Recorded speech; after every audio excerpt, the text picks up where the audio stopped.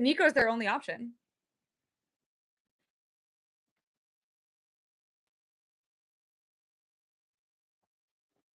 Yeah.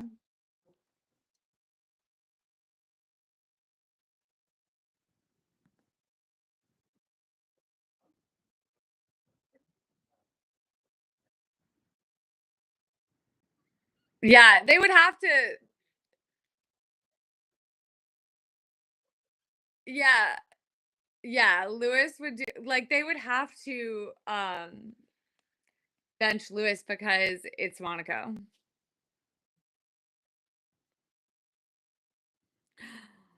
You know my dreams, you know my hopes and dreams. I would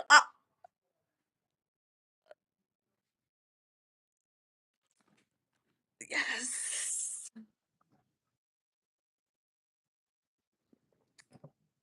Almost certainly. We are for everyone and just the video that I started, we are talking about that we think that every year in Monaco, every team should have to bench one of their drivers and bring in someone who has driven for them in the past. That's the only criteria. Are there any teams that, like, couldn't do that, though? I think it would.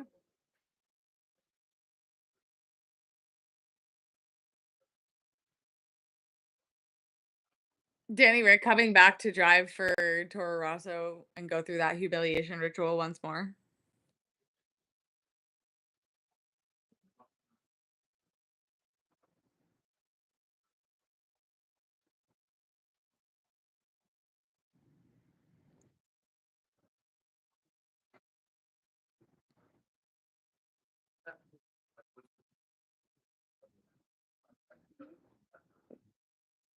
That's fair.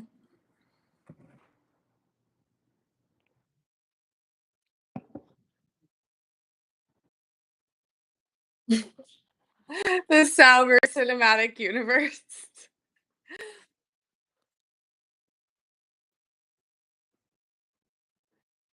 I mean, I don't treat every team like that, but I definitely treat Sauber and Toro Rosso like that because they change. If you change your name like that much, you lose me. You get like 2 or 3 name changes in like a 5 to 10 year period that I'll respect, but after that, I'm just gonna start calling you whatever. Like you don't get to be like, okay, another year. Like Sauber has changed their name and so is Racing Bulls every year for the past 4 years. Like you don't get to do that.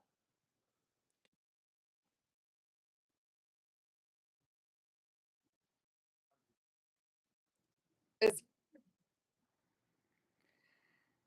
has has he Braun?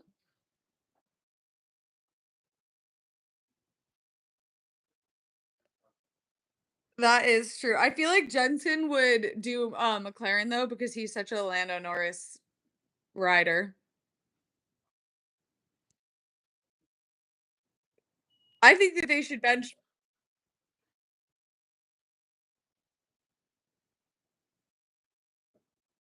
Oh yes, yes. Honestly, dump them both. Run it back, Mercedes and Mark and Seth.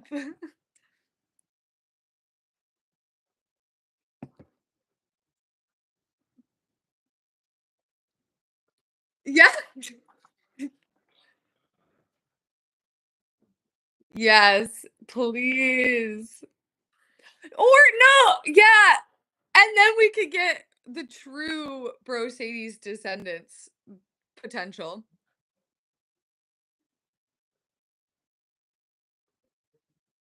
Yeah, no, they're not, but, like, I'm just saying it's so funny because it's like,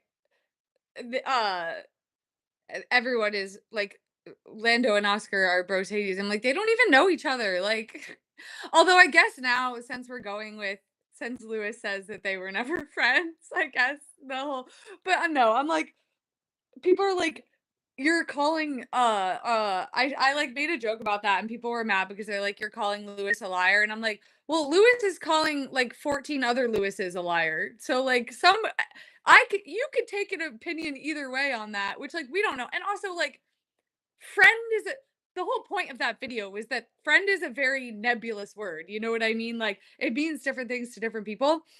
But either way, if you're saying, "Oh, yes, they were friends," or "Oh, no, they were never friends," you are calling Lewis Hamilton a liar, no matter what what direction you go with that. But I think that I would love, Mark and Seb and, Brocades run it back for Monaco because the contrast would be so funny because it would be Mark and Seb, like, not taking it seriously at all, like, fucking around with each other, like, they're friends now, they're totally good. Seb's got kids, like, he doesn't, like and it's you know that Louis and Nico would not even attempt to play it cool in the slightest, and it would be like, we are right back in 2016, it's so awkward, everyone's being snippy. Oh, and it would just go the same way that it always goes, it's just, like, Nico would be trying to be, like, almost aggressively normal about it, but, like, to the point where it's, like, you're trying way too hard, and then Lewis would be, like, hiding in his driver room, it would be so good.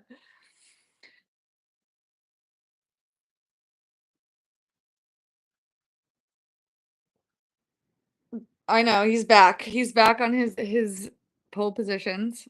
We're proud of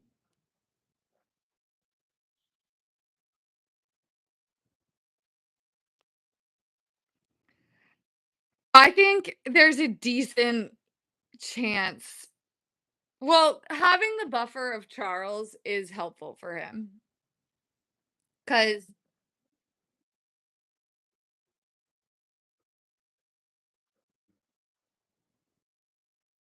yeah.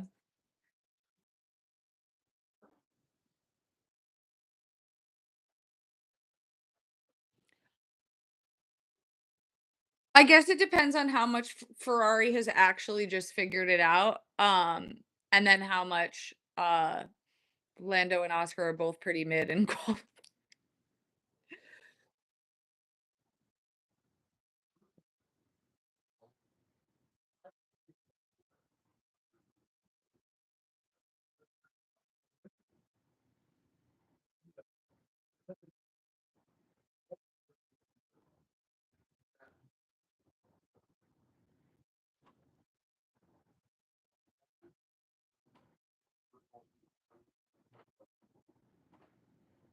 Yeah, Max and Oscar got screwed.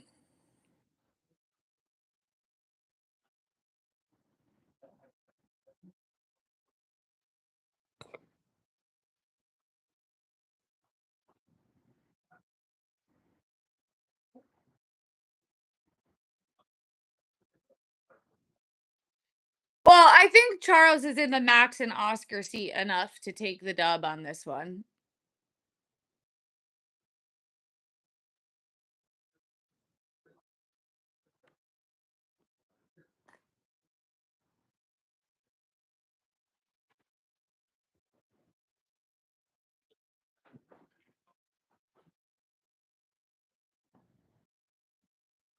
Yeah, that's why I don't truly believe some drivers are more unlucky than other drivers. That's why well, I will say, the sole exception being the Monaco thing, but that's even a good example of what I'm talking about, but the fact that this would always happen in Monaco is like that is like, I don't know, some cosmic interference or something. But I've always said, I'm like, the Charles the issue Charles's issue is not bad luck. Charles's issue is that Ferrari sucks at being a Formula One team. It's not unlucky that they decided to pit him for hards in Hungary. That's a mistake. You know what I mean? And I would say that, I, but I would say that about George as well. Like you could just, yeah,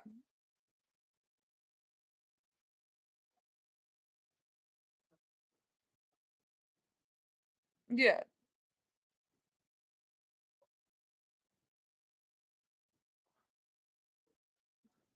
yeah.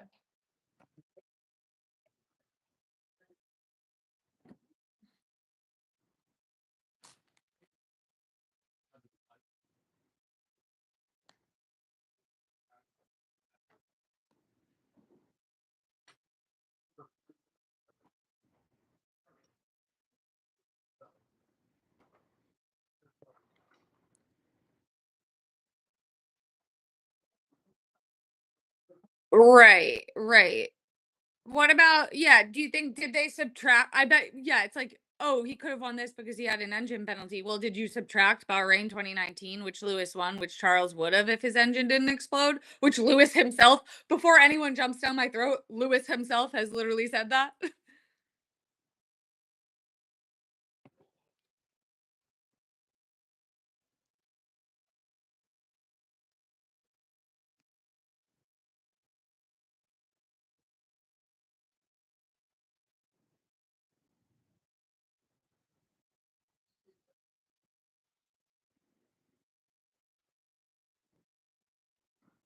Yeah. I would also like to say that Charles Leclerc has DNF'd from so not including Bahrain, because of an engine his engine bursting into flames from the lead 4 separate times that I can think of right now. I would I struggle to think of another driver that that's happened to in the course of 5 years. Seb, I can think of 2, 3, maybe 2.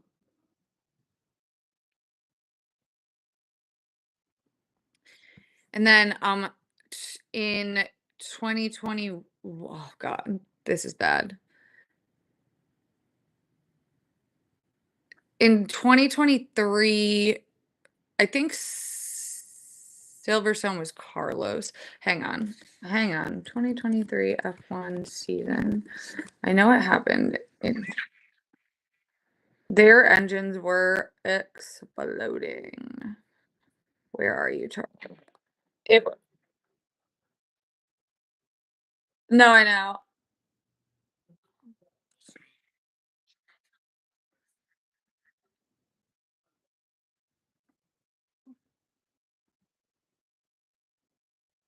I was tuned in, yeah. I know.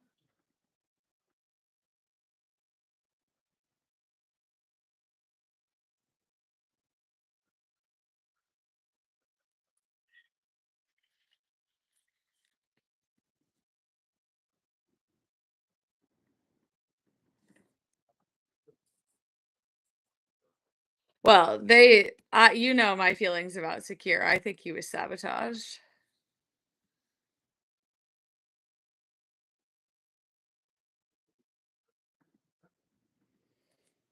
Okay, beat the shit out of let's see how far off Lewis was on his time. That it's not beating the shit out of someone. But yes, I'm happy that he beat Lewis. I mean, again,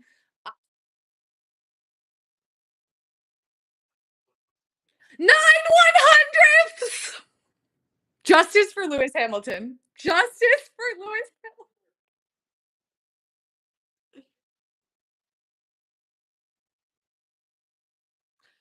Okay, but that's that's not beating the shit out of someone. No, it's not. Not when it's Charles, who one of the best qualifiers on the grid. People are acting like he is 2 tenths off Lance Stroll, and it's starting to piss me off. Because it's low key and also an insult toward Charles. Like that people just can't believe that he could be 2 tenths off of Charles. Like, really? I believe that. Every teammate Charles has ever had has been 2 tenths off of Charles. Nobody's as good as Lewis Hamilton.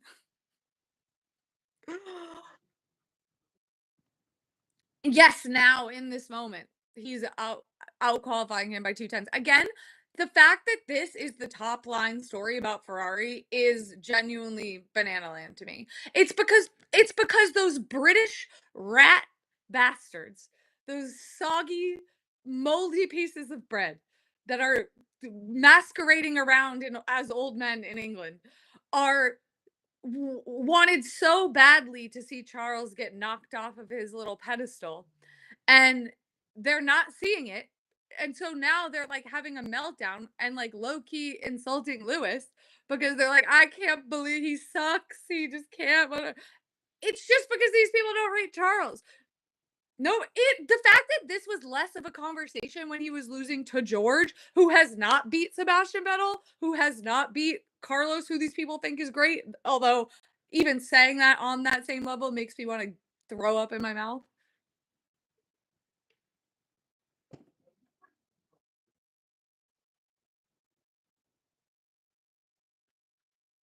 Listen, and I'll do it again. I,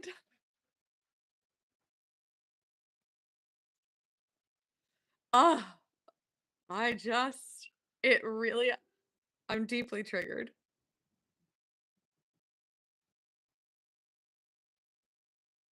Yes, I love being on with someone else. It's so, it's hard to talk to yourself for 2 hours. Actually, it's really not. So, like, not as hard as you would think it would be to talk to yourself for 2 hours, or as it probably should be, but it is much nicer to have someone to talk to about it. Well, also, that's just because the whole reason I do any of this is because I wanted people to talk to F1 about. Like, um it's obviously, my friends and family are lovely and they'll let me talk at them about Formula 1, but you need someone to talk back.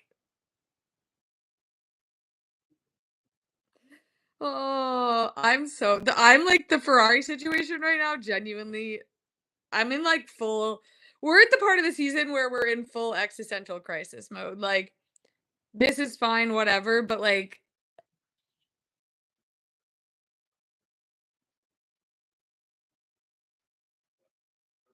no, I don't.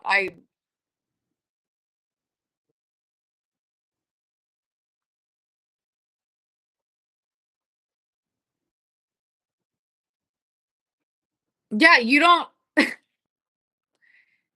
yeah, and that's really bad.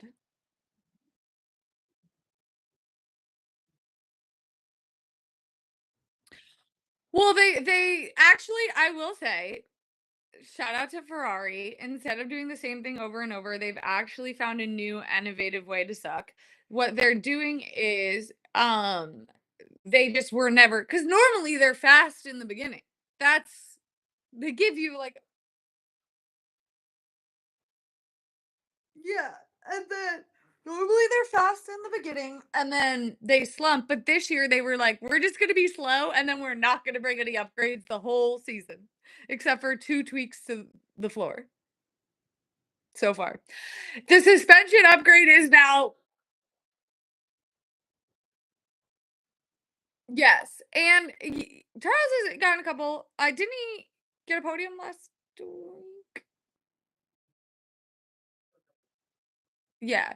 So, but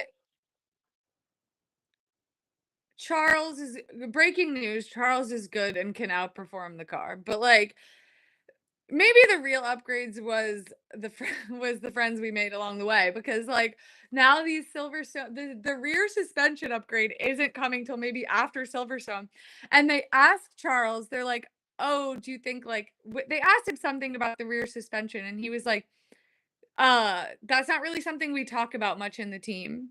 What?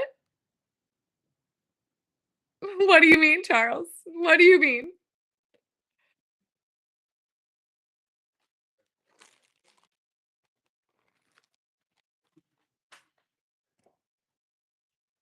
Oh my god, what are your thoughts? Okay, yeah, he did pretty well. What are your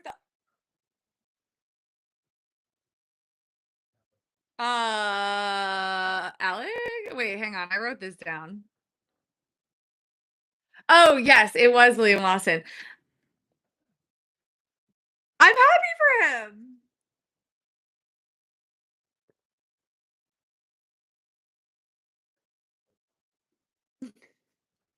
That photo gave me the most ickiest ick I've ever icked in my whole life.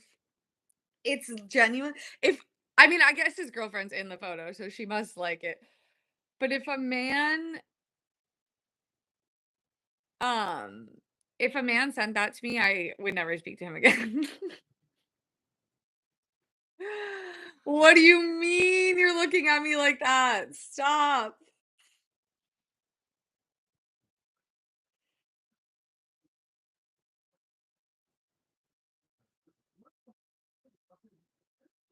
It's almost like it's that seat and not the driver that's in it. Like, how many drivers is it gonna take before we realize that?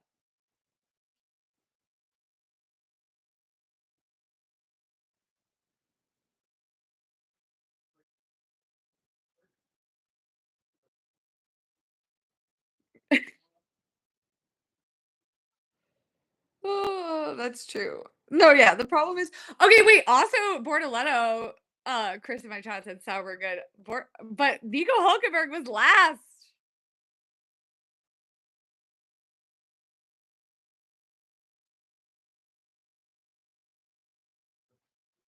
Yeah, he was like, I gotta come in and no, I'm happy about that. I mean, I gotta be honest with you. I don't really care that much about either of them. I like vaguely dislike Nico Hulkenberg for reasons I can't even really remember anymore. I just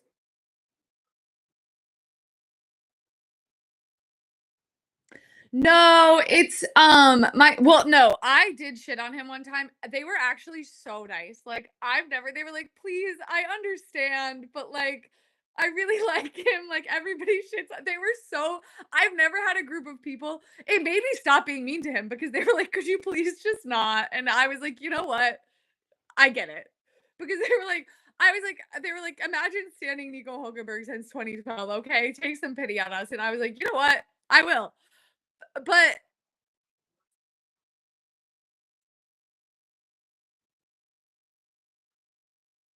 what about Oscar freaking impeding Lewis Hamilton? It was borderline, but still, the fact that it wasn't even noted, I think is kind of crazy.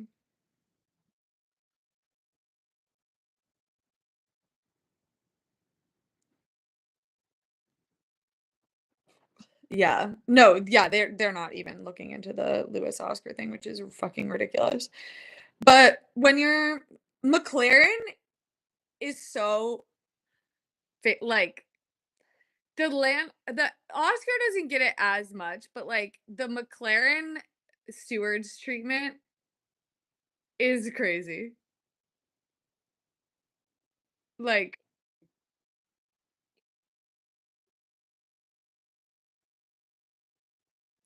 that my hot take is that I don't think they're that bad. But I do think that also because Lando Norris gets the white glove treatment every single time. The only other time that that has happened since Lando Norris joined Formula 1 was 3 of them at COTA last year didn't get penalty points for 5-second penalties. But that was clearly like uh it was like 3 drivers from 3 different teams, but that's the only time that that has happened. Isn't that crazy? And also the I like the reason also everyone said we want like the reason they're inconsistent is because it's a different group of people every single time. Like MBS is doing he's now doing race director and um stewards by an ever larger pool of like rotating random ass people. So it's like, of course, it's always going to be inconsistent when A, you're doing this once a year, and B, you're, it's, if it, make it pay people money to be the referees for your fucking $1 billion sport. It's crazy. Imagine if they just found NFL referees from like the fucking parking lot. Like, it's crazy.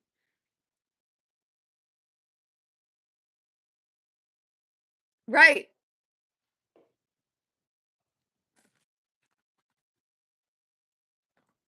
Capitulated.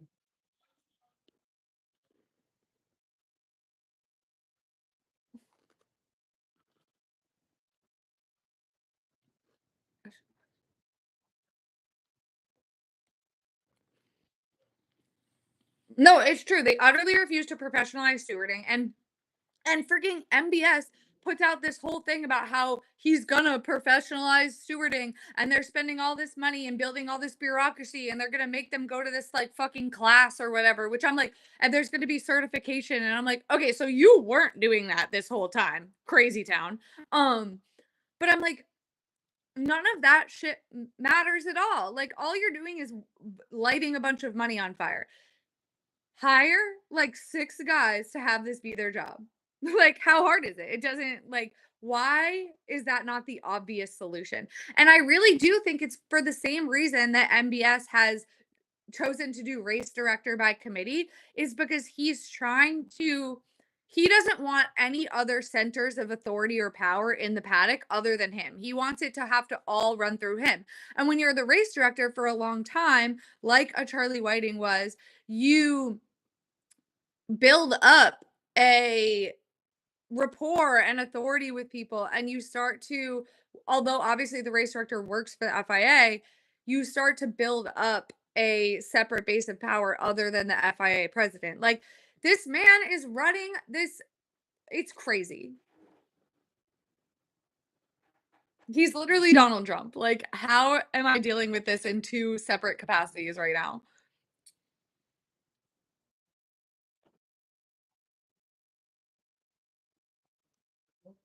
Well, yeah, one of them doesn't have the US military at their disposal, so that's good. But like one of them does.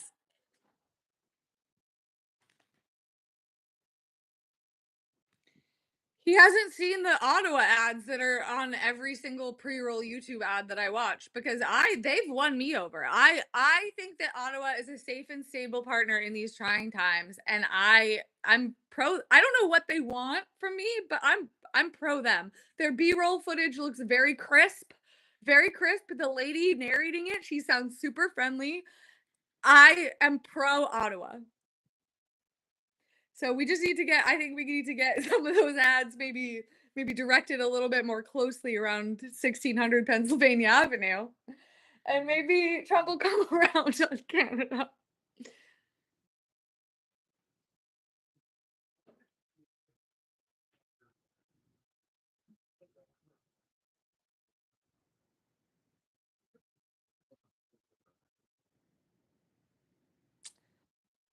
I think you get a hose.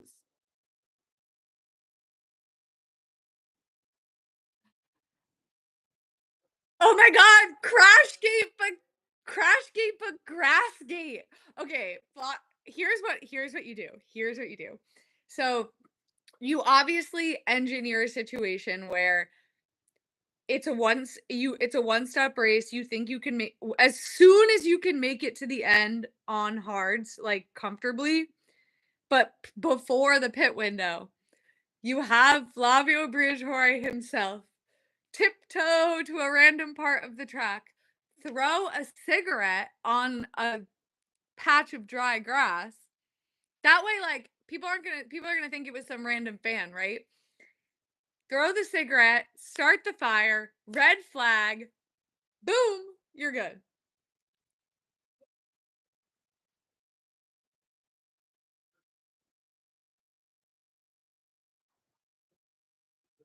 Yeah,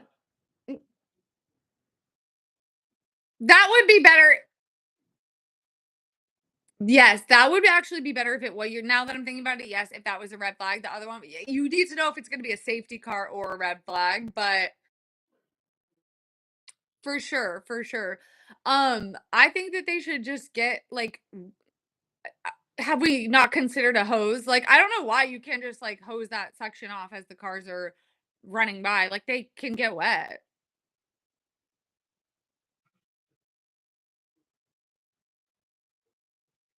But you don't, I mean, let's have a little aim with our hose. You don't have to get it on the track.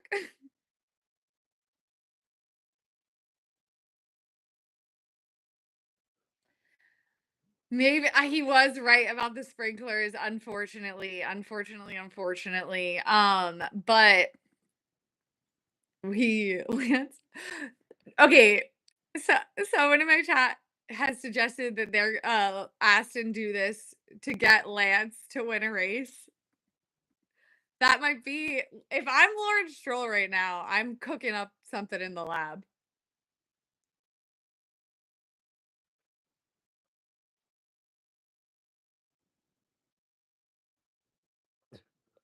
I don't think they would do it. They're already rich. You know what I mean? Like, no, those psychos, no. Most normal people, yes, but I think that the idea of letting Lance Stroll, right? And Max, you think Max is gonna let Lance Stroll beat him for money? Be so for real. But Max already has enough money. You know what I mean? Like he has 100 million euros.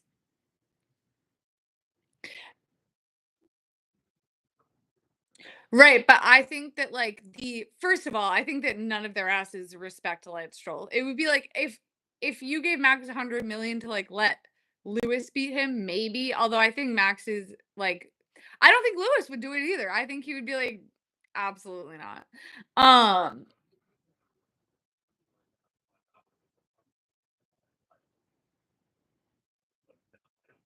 right. Well, I think they all care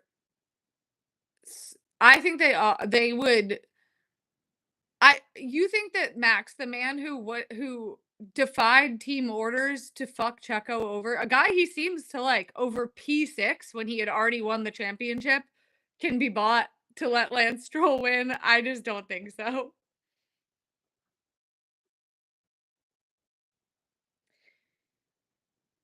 I don't think that's true when you're already unimaginably wealthy. I have a price, but I don't have a yacht. You know what I mean? Like how many Monaco palatial villas can a person possibly occupy at the same time? And yeah, and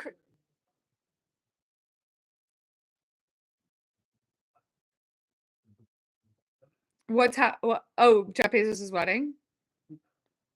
Um it's that woman is living proof that money can't buy class, and that's all I'll say. That's the nicest thing I have to say. Tits out at inauguration, you'll never live that down, bestie. You can have every dollar in the entire world. And 10 years from now, when we're all living as prime citizens in our prime city and we have to pray to the statue of Jeff Bezos every morning, I'm going to remember that that bitch went tits out at the inauguration, and you can't take that away from me. So, yeah.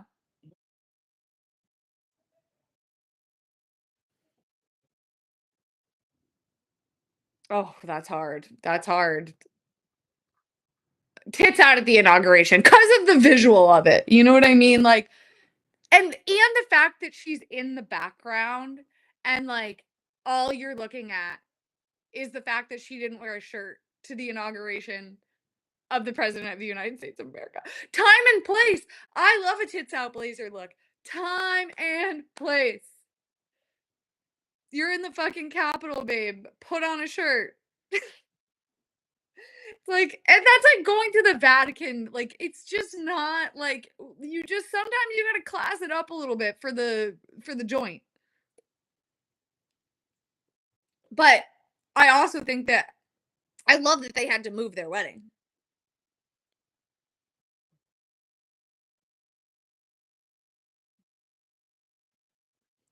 This I forgot about the space flight until you just brought it up again. Now I'm mad about it all over again. But you didn't go to space. You didn't go to space. You have to do something in space. Like you can't just you don't get to that's them saying they went to space is like me saying I've been to Portugal because I've transferred through the Lisbon airport. That does not you have to go to the space station or the moon or go fix a satellite or fucking do something. Go you know, do science whatever they do in space. I don't know. I don't even really think we should be going to space because I am scared of aliens.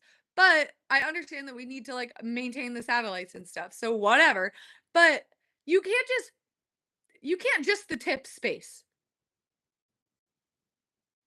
Does not count.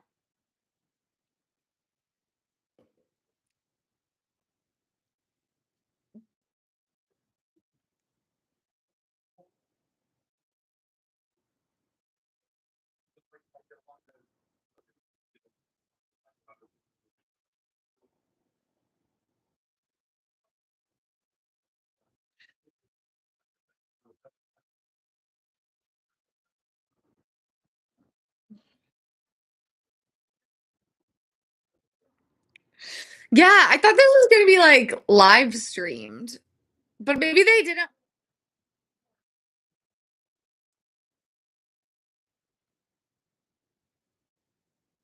Oh.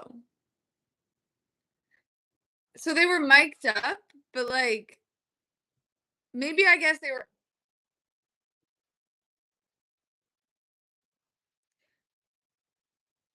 if I just can't even anticipate how I would react in that situation, but it wouldn't be good. I'd be like, "Shut the fuck up, bro." Imagine if you're I guess, I don't know, what's a comparable situation? On a very treacherous sea voyage, you're gonna look at Antarctica for the first time. I guess it's 19 or 1820. And that's actually way scarier than this space. Although I do think this is gonna end in a Blue Origin manner. Who's gonna be the first one? Because NASA, they had a couple flops. They were making fun of okay, I support making fun of Elon Musk, obviously. However, one of his space flights blew up, I think. I don't think anyone died or anything like that. It was just like a satellite main because for Starlink, they have to launch those fucking satellites all the time. And they're littering in space, by the way, but whatever. Um they and one of them blew up. And NASA was like clowning on SpaceX. And I was like, you did kill a grade school teacher. You know what I mean? Like, do we forget about that? And the reason it happened is because you don't know about you don't know about the Challenger? There was yeah, they put a and Big Bird. But and the reason that the Challenger exploded is because they didn't test the O-rings below freezing because they were in Florida, but overnight they it had gotten below freezing in Florida because that happens sometimes. If you have access to right. And so I just personally, if I killed Big Bird, I would and a school teacher and also all of the astronauts, and everyone that was on that flight, I wouldn't be clowning other people for their exploding planes. Personally, if it were me.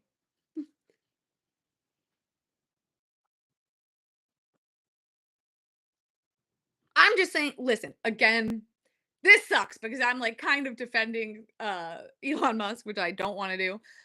However, his rockets have not killed anyone yet. They will, but not yet. And personally, I feel like you're just setting yourself up in that situation, which to be fair, I guess none of the idiot tech bros know anything about anything because no one brought it up and I wasn't going to be the first, I wasn't going to own NASA on the Twitter timeline, but I was like you did cuz I don't want those people to follow me. I'm like oh, Big Bird? Oh, okay, wait, I'm wrong. Big Bird wasn't on it. He was considered, but they didn't do it. Thank God Big Bird survived the incident. I do feel bad for that teacher though. Cause it's like you didn't. You thought this was gonna be fine. You don't I feel like the astronauts have a better understanding of the risk at hand than some random teacher who I'm assuming is not a rocket scientist. And they were like, yeah, don't worry, it's totally safe.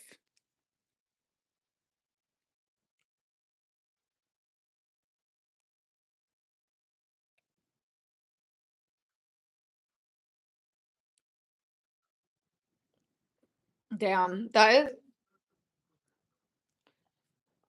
yeah, I mean, he's has I will yeah, I mean, I will say he has really stepped it up in um okay. Oh, he's poisoning that. Okay, that's fair. So sorry, Elon Musk is poisoning the islands that they're launching the rockets on. Also, especially yeah, when they do blow up, I could imagine that would be detrimental. But yeah, Oscar hasn't he stepped it up in quali this year, but he's still not that great of a qualifier.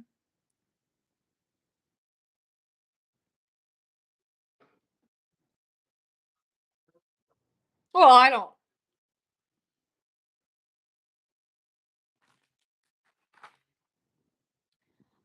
Here's what's interesting to me is that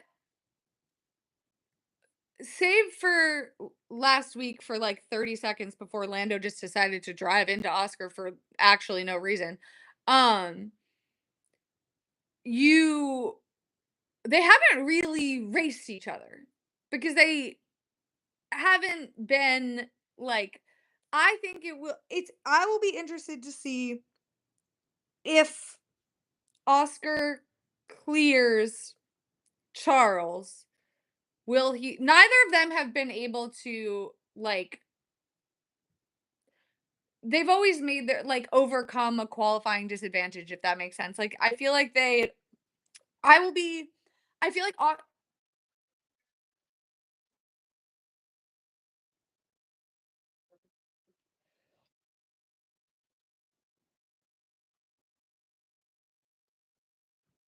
cuz it always takes them too long to get by Charles, Max, George, whoever is there. Because neither of them are that good. Don't tell anyone I said that. But where the fuck is my jewel? This is a real we are in an oh, it's in my pocket. Okay. Sorry. Thought we were in a 911 emergency, but we're not. Um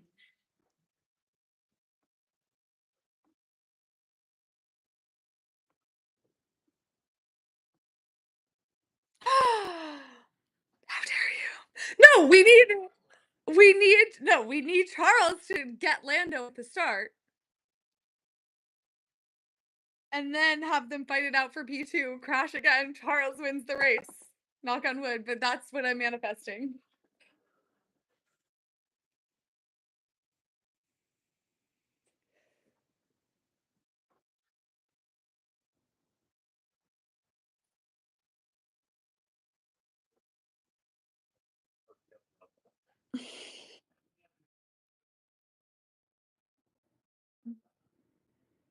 Okay, well, you can think that, but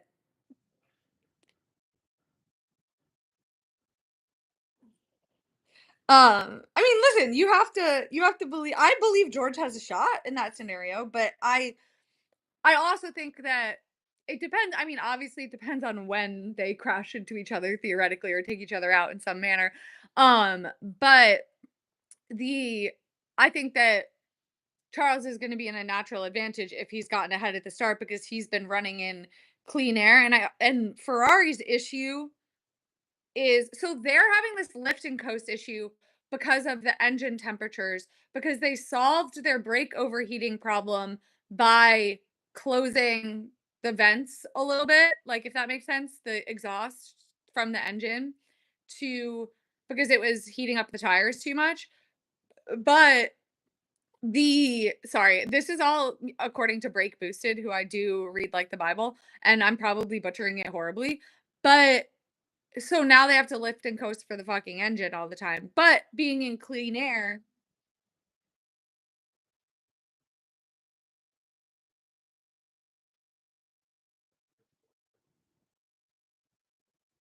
right? Yes, yes, the Ferrari way, the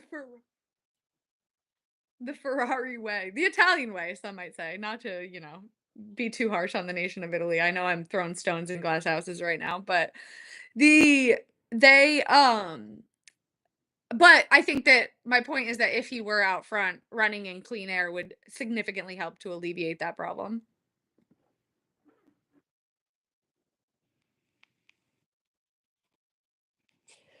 Unfortunately, Ferrari sucks, so they're never gonna be leading from but I do think that Lando could bottle the start and Charles could get ahead of him. I mean, that happens every other race.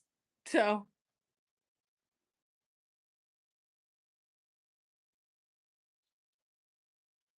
I wanna watch them actually race each other. Like, like, everyone's like, "Oh, it was so exciting." I'm like, "That wasn't exciting. Lando just drove in." I mean, it was exciting. I'm happy. Listen, Charles is on the podium, and that's all I care about. But it was about to be interesting.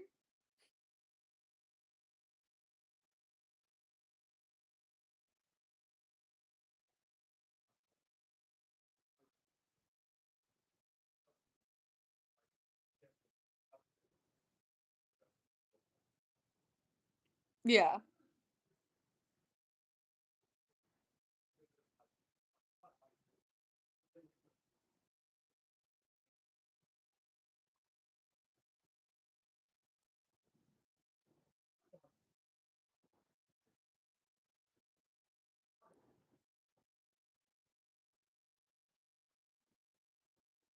And, like, at the having a regardless of how, like, how it happened, the first Lando they had, like, 1 lap of interesting racing where Lando got him, and then Oscar got him back, and then Lando just drove into him. But that A was such a that is, like, an it's such a crazy thing that Lando did that like and it shook up the race in such a manner that it does make it exciting, even though that incident in itself wasn't it's not like it was, like, hard racing, you know what I mean? Lando just drove into him. But they were in the middle of a battle. I also think it's, like, illustrative of I personally think that doing that is, like, not worse in terms of, like, the weird morality that people like to put on how people race, but I mean worse in terms of, like, your ability to race hard wheel to wheel than a Monza, than a Silverstone, than, like than even a I would say a George Russell Imola, like, it is it what like, I feel like we moved on from that too fast, like, what the fuck was he like, he just drove into him, like, that's he that is, like, a complete, like, mental just, like he melted in that moment.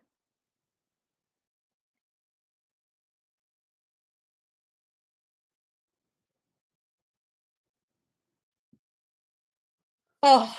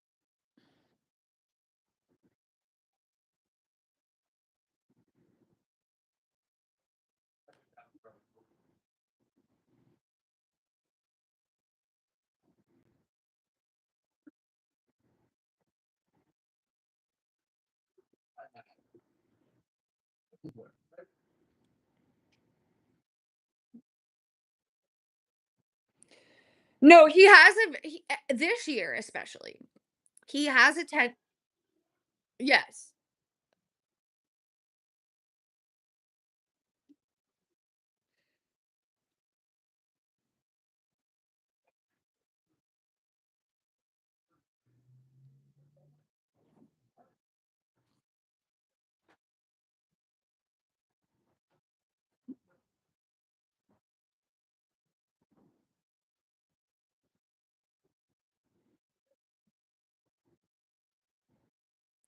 Well, that's the thing, is, like, he has a tendency, I've noticed, to get fr when it doesn't work the first, second time, he gets frustrated and almost, like, throws a little bit of a tantrum and is like, "I don't care, I'm going," and, like, goes for lines that aren't that it's the classic last year oh my god, I never remember which race is which, but, like, the first overtaking off the track controversy of them all, and when Jensen Button wanted to change the rules of Formula 1 for Lando Norris,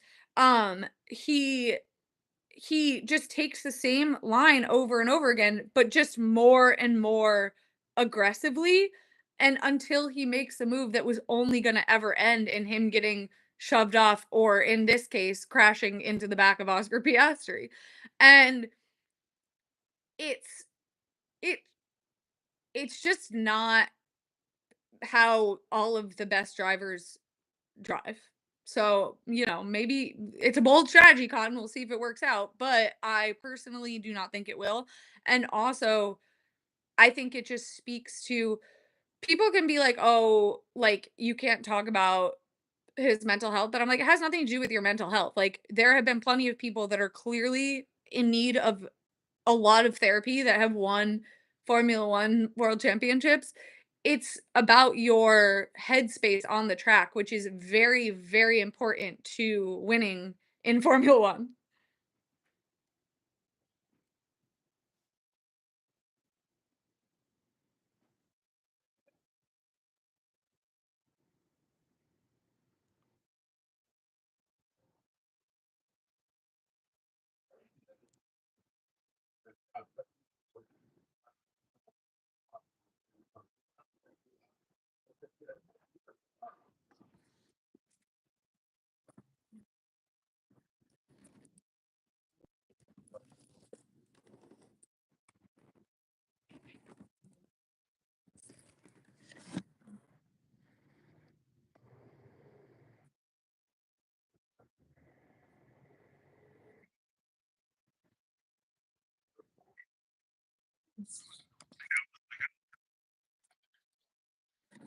Yeah, because he did what he needed to do for 1 weekend, like, you realize you have to do that every weekend, right?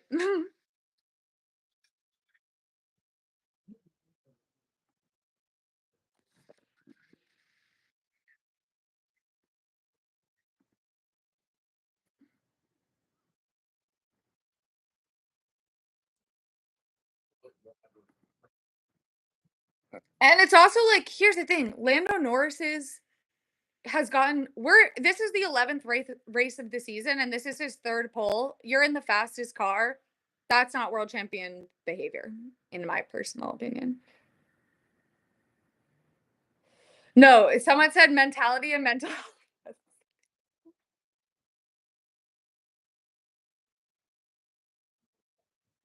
Right. That's it turns out it's not so easy to turn up in the fastest car and just beat one guy. It's shocking. Shocking. I still the fact that people got that mad about that t-shirt, I mean, I knew what I was doing, but, like, that's a quote he said out loud multiple times. Like, you if a bunch of Mark Webber fans showed up in a t-shirt that said, "I'm faster, I passed him, I won," I would have no issue. Just saying. Maybe you're telling on yourself by being mad about that, is my point. It's also like, yeah, if and that's the thing, it's like Lando wants to have it both ways. It's the same thing with the Simply Lovely thing. Like, I thought that was fun. Like, I thought that was lighthearted. Like, it's, you know what I mean? Like, it's basically him being like, I'm coming from you. I'm coming for you, Max. You know what I mean? And like, he's like, I got the fastest car now. I think that that's like the right mentality to have. And I don't think it was like specifically, I don't think it was like nasty. You know what I mean? I don't think it showed. I think it was just like, I'm going to beat you. But you can't sorry, continue.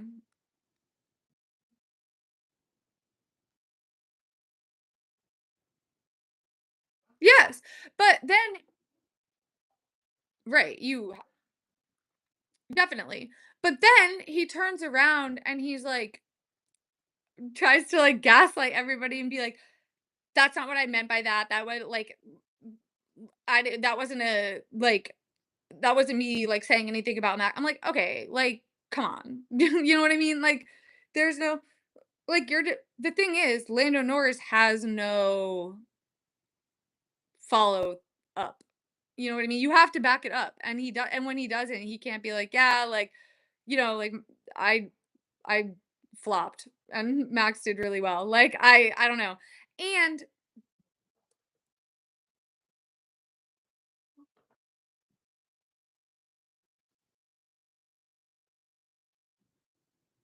what I'm trying to remember what.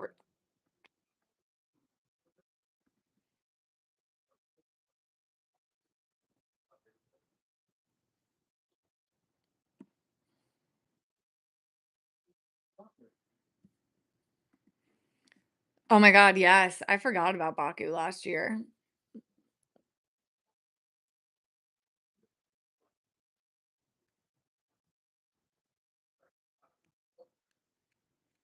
Oh yes, this was where he got away with disobeying yellow flags, though. I'm pretty sure. So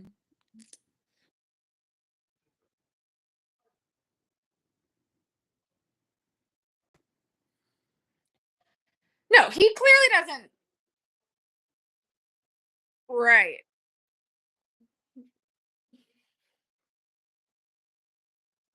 I would have maybe waited to beat Max twice before I whipped out the Simply Lovely, but I like the confidence, but, like, yeah.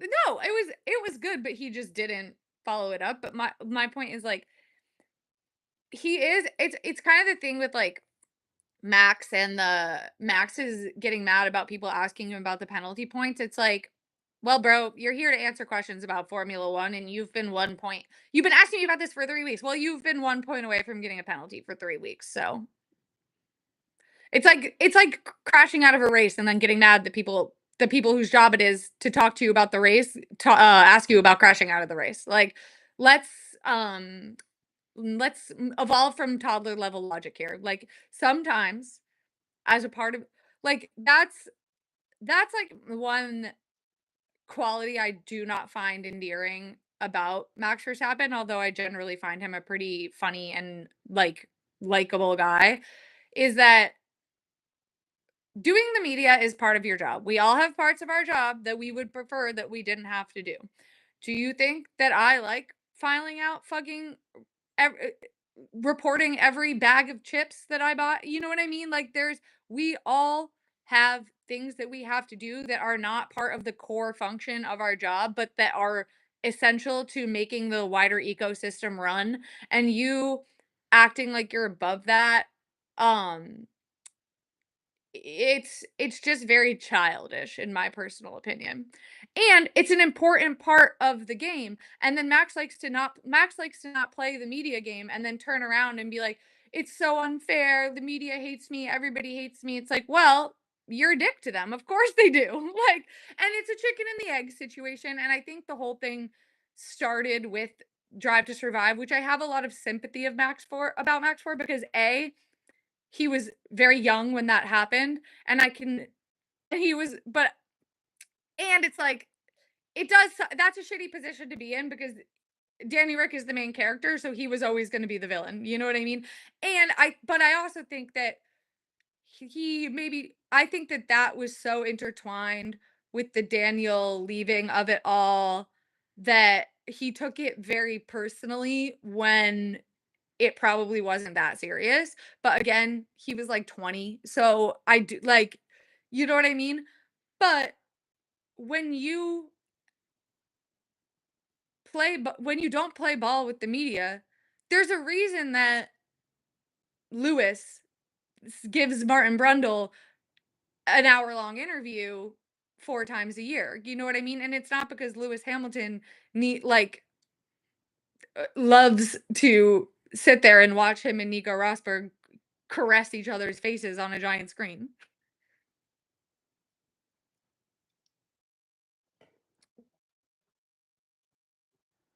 Lewis knows that nobody is above the game, even if you can't. And Max can be. He has had that privilege from a young age, but you are going to lose a lot of the benefits that you can gain by playing the game. And Lewis, and it's also hard to, like, Lewis never had that benefit. So it's hard for me to, like, play the world's tiniest violin for Max. You know what I mean?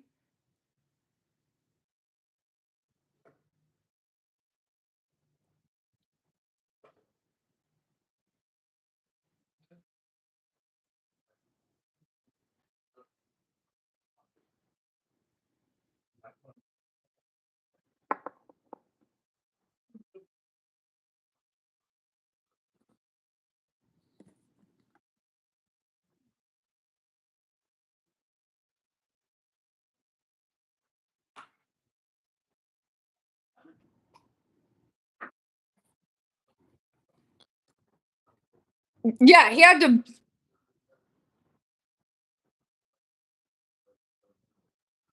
Yeah, once he was good, they were like, "Okay, it's chill that you're black because you've brought glory to the nation of England." But the Daily Mail,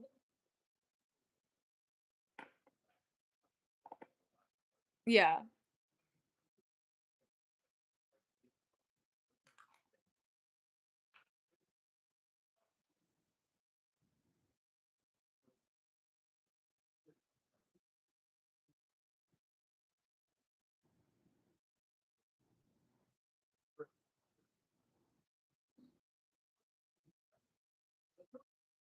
Yeah.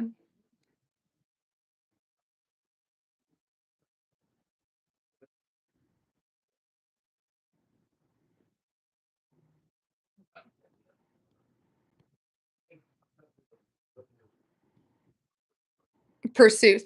I will say, I do think that I think that that's kind of a valid stance to take though, because it is like, all right, if you're gonna be doing no, but I do think that there's something to be said that like we don't know how much like he's clearly doing everything he needs to do behind the scenes because he's winning, right? So,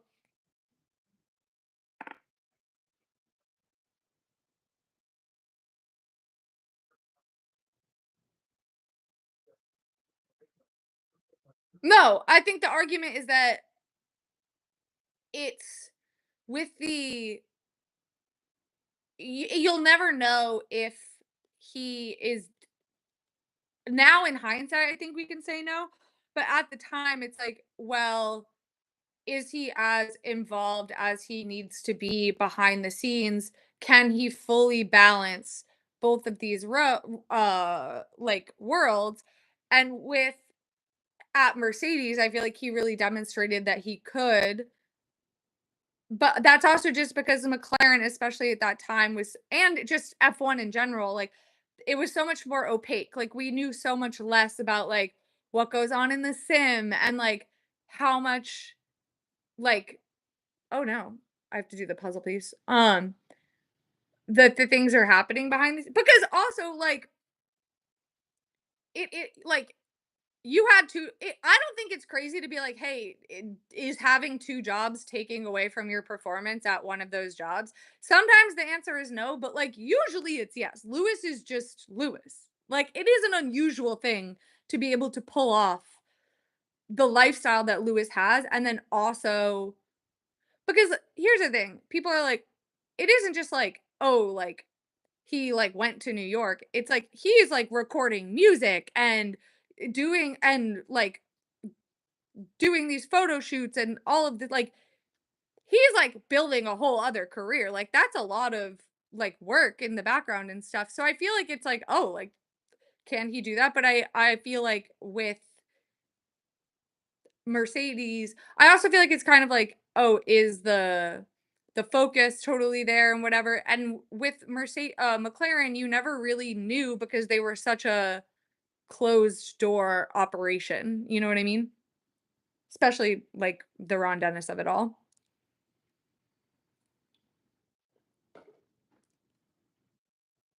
But the way they talked about Lewis's driving in, like, 2010, 2011, 2012 is the exact same way they talk about Max now. It's look and it would be like he's too aggressive, like, he's,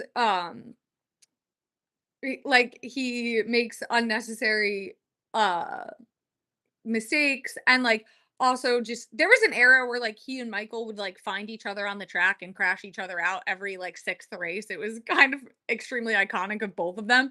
Um, but I I do think that the but Lewis had to play the game. I think like low key in in the long run that it does you a if unless you really don't unless you're Kimmy, unless you really don't give a fuck, which is clearly not the case with Max, you do yourself a disservice by not trying to win hearts and minds in the end. Win hearts and minds in the end. And Lewis is clearly always thinking about that. And you win yourself a lot of benefit of the doubt by doing so. That being said, there'll always be a microscope on someone like a Max or a Lewis because they're like the most prominent drivers on the grid. They have the most championships, all of that. But I think that Max is a fake, I don't give a fucker, which like relatable behavior, but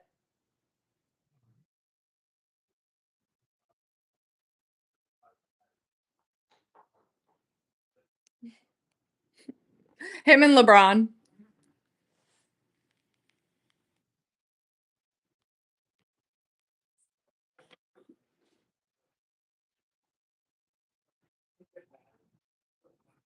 Yeah,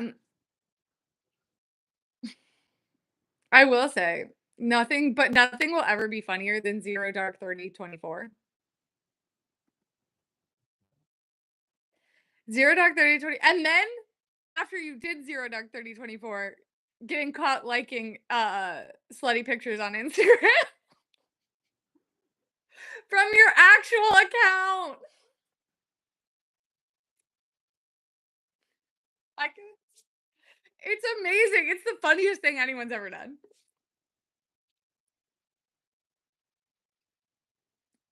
But yeah, let's see, who else? Ollie out qualifying Esteban again. I would just like to enter that into the record. Yeah, he did get P15, but you know what? Q2 is Q2, okay?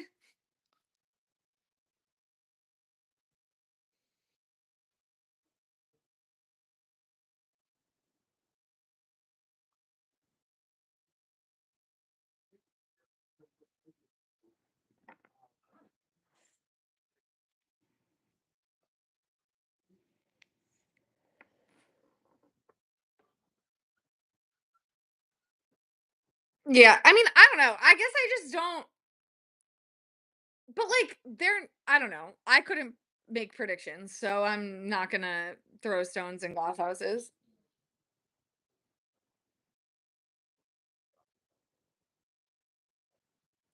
Yeah, that's true. I think anyone I guess I think that the argument I think that anyone who uses the term wheel unironically should be killed. That's my real stance on the matter.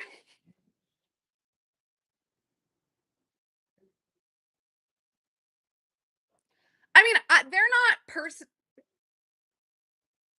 I mean, I don't watch them, they're not to my taste, but I think that most of the hate, toward them is just people being jealous that they're popular.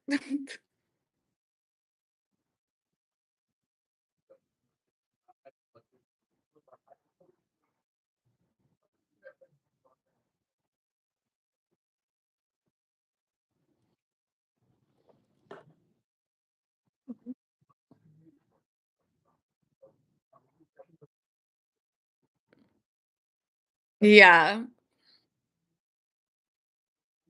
Peak hedge fund moment right there.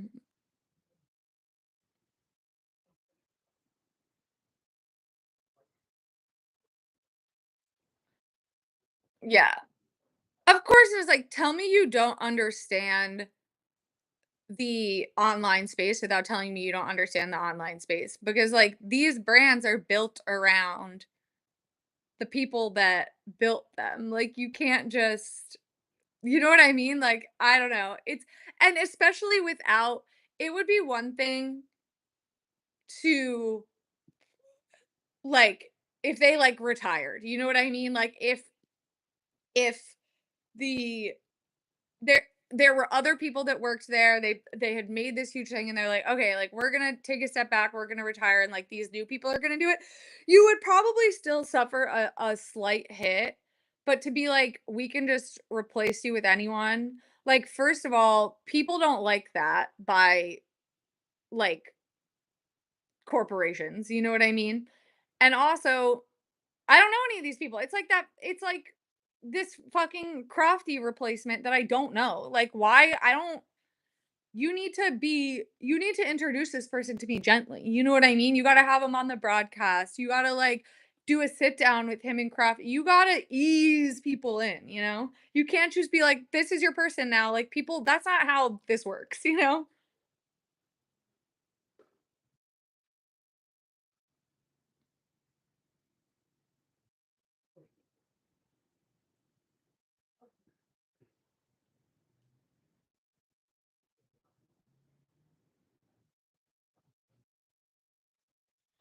First of all, Paul DeResta does not work for Sky Sports.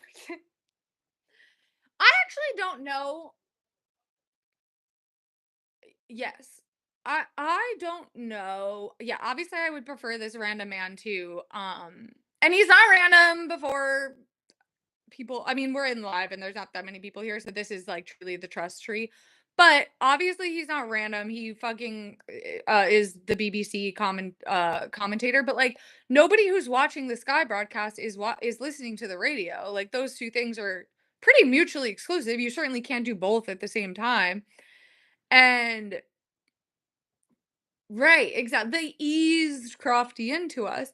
But and also I think they're doing a good job with it with the Brundle thing, which is like, okay, they had the perfect opportunity because he didn't want to do however many like he didn't want to do more than what is it, 18 races. And so they kind of rotate other people through. So when they pick one of those people, it's going to be less jarring for the rest of us. Or if they decide to do it by committee. But the thing is, Crofty has been there that whole time. Like Crofty has never not been there. So to just swap some guy in with a tweet is crazy. But also, yeah, obviously don't want it to be Paul DeResta because I personally dislike Paul DeResta. I'm trying to think. I don't even really have. That's how you know they're in kind of a I do think they're kind of in a no win situation because there's nobody that I think that I would be accepting of. But there are.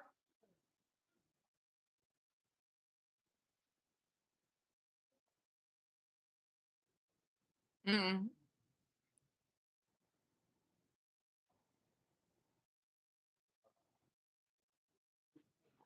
I think that you should give them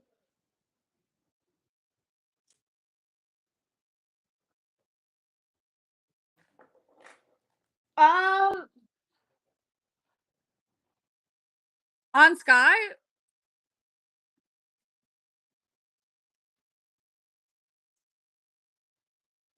Al No, Alex Jacques is F1.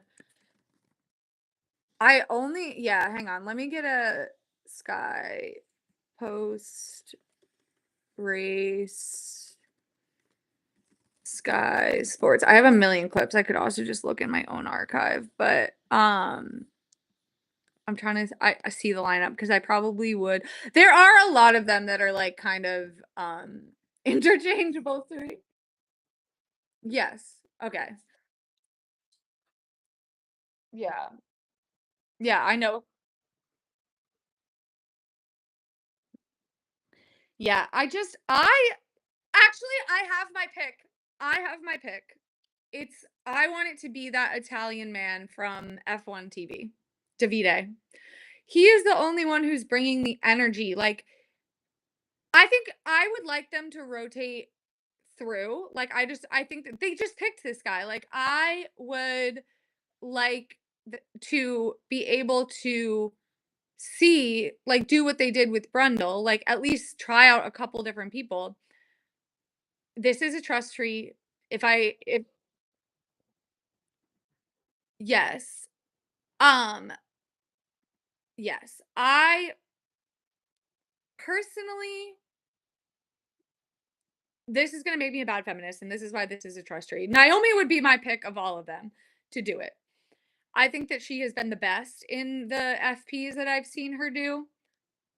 Rachel Brooks, I like her as a like if you're asking me my Q score opinion of her, sometimes first of all, okay, again, this is wildly misogynistic of me. Her voice is not it's annoying. It annoys me. And sometimes she just says stuff and I'm like, you just said like so many words to say nothing. You know what I mean? And they all do that to an extent, but with her it bothers me more than with the rest of them.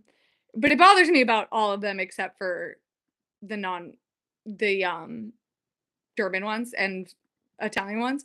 But the I but then it's like I don't even like Simon like I think of all of them that do FP ones and like there's none of them really I think Naomi would be the best. I think that I would like to see her try it and I would like to see Davide try it. But I don't think that any of them in their FP performances have made me be like, "I want more of this." You know what I mean?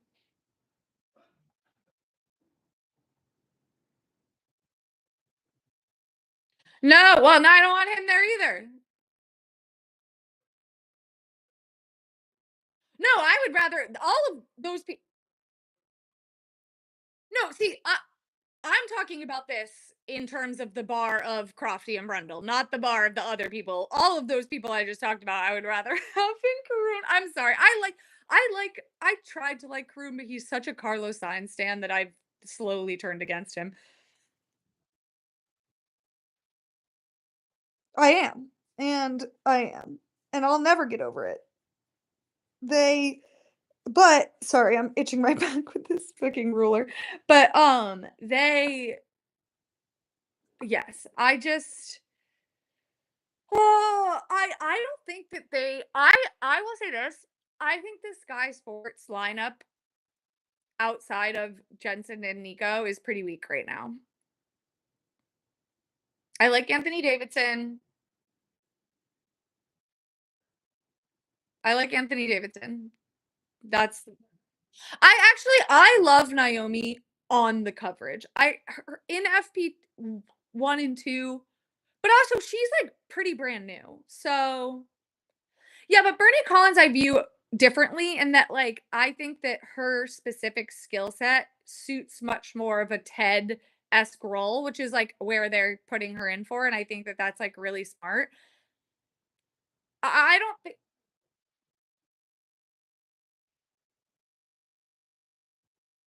yeah. I right, I think she would be a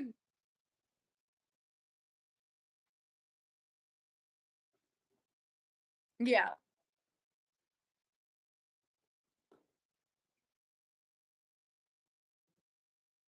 Quintet?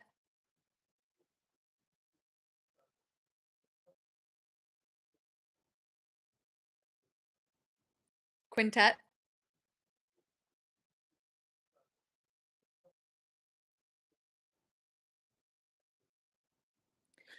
Yeah. I think Pitlin could be I think Ted's role is perfect for her, honestly.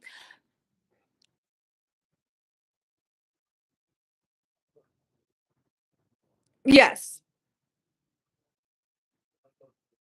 Yeah. I wouldn't even mind if they added a 3rd person to the box and it was her. But I just don't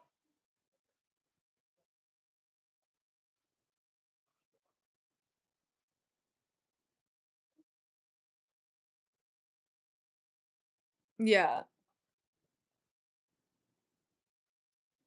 No, I love Bernie too. I sorry, someone was like, "I had to stand up for my girl." I love her too, but I just don't think that she necessarily fits the role of like Crofty, like the lead commentator.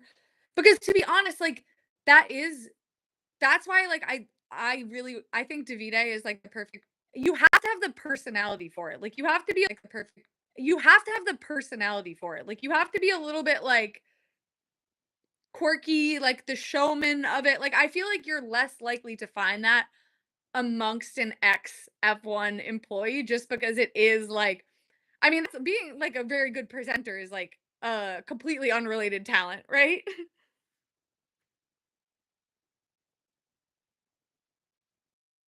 Who would you pick for Crofty's role if you had to? They kept called you and they said you have to pick someone tomorrow. Mine's Davide. Who would you pick?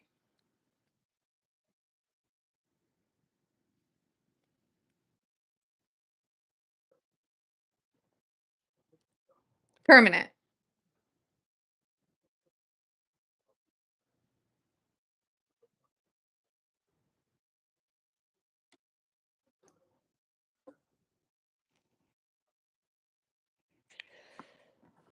Vaguely.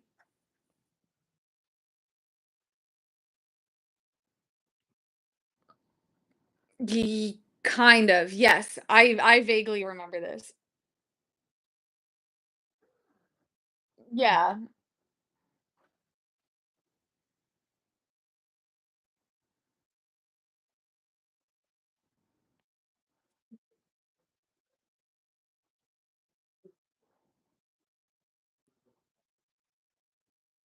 Yeah,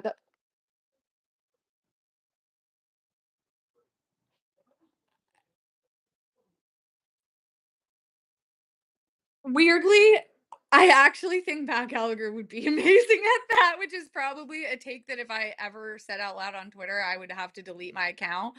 But Twitter hates Crofty too, so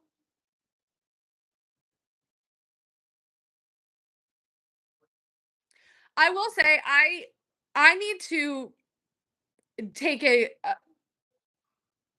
and just rotate.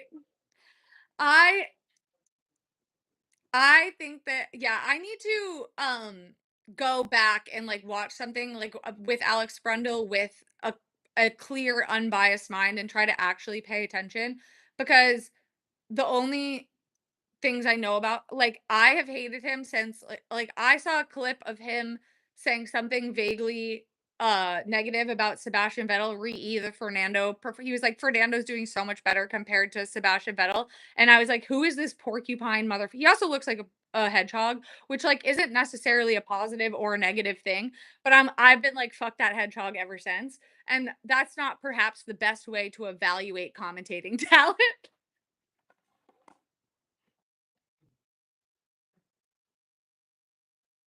No, it doesn't matter what you look like. I also think you could I don't think again, I don't think looking like a hedgehog is necessarily a negative or a positive thing in terms of attractiveness.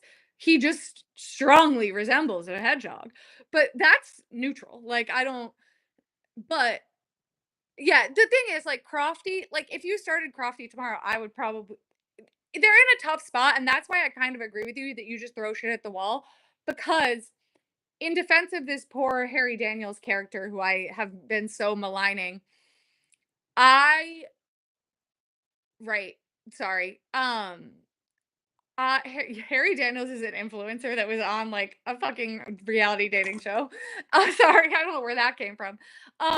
But I have always watched Formula One. Even when that's why honestly I rewatch like I even though I love 2010, I don't rewatch it that much because it's not Crofty. Like to me,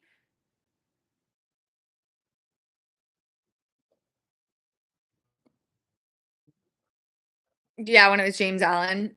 I have nothing against James Allen. It's just a little bit awkward that he and Martin Brundle clearly fucking hate each other. It's so awkward. It's so awkward. Like there are multiple points during each race where I'm like I feel I'm getting secondhand like anxiety from this situation. Lucas Stewart. I'm gonna write that down.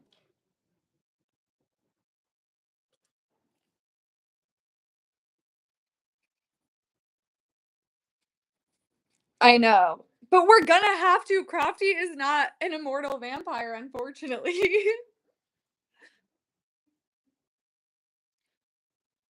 Well, yeah, because they have the opportunity to rotate people and they're not doing it. They just pick some guy.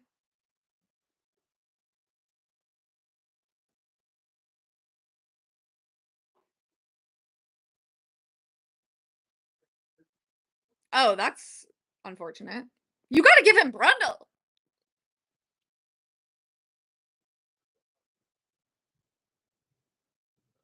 We could do that. We could. Yeah.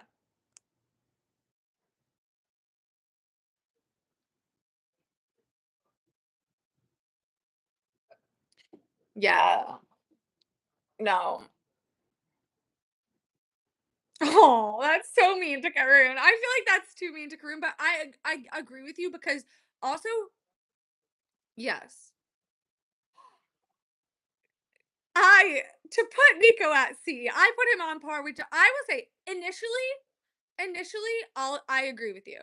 Initially.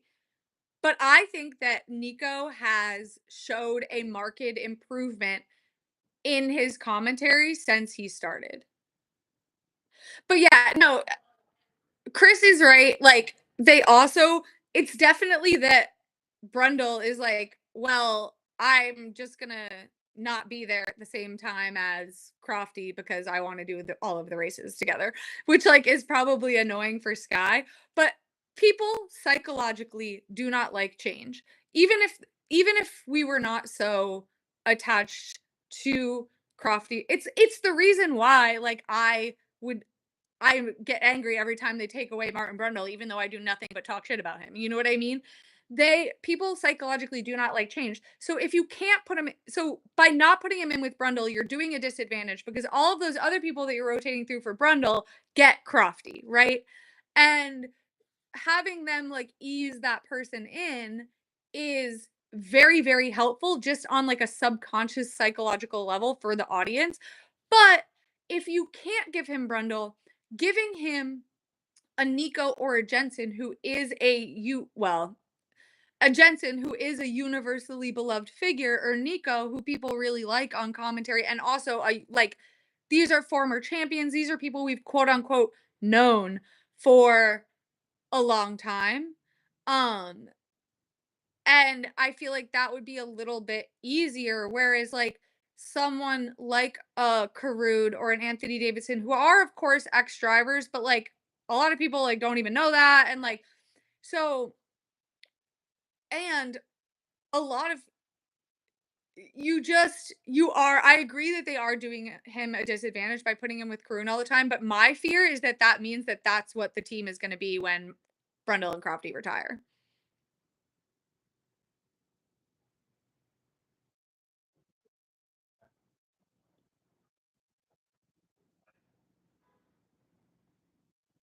Yeah, would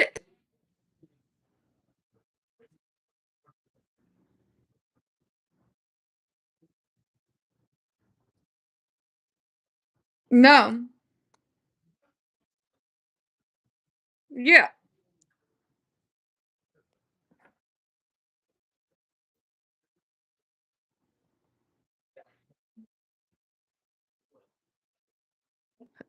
Who? He would be so good. And he was really good on um when yeah, with F1 TV.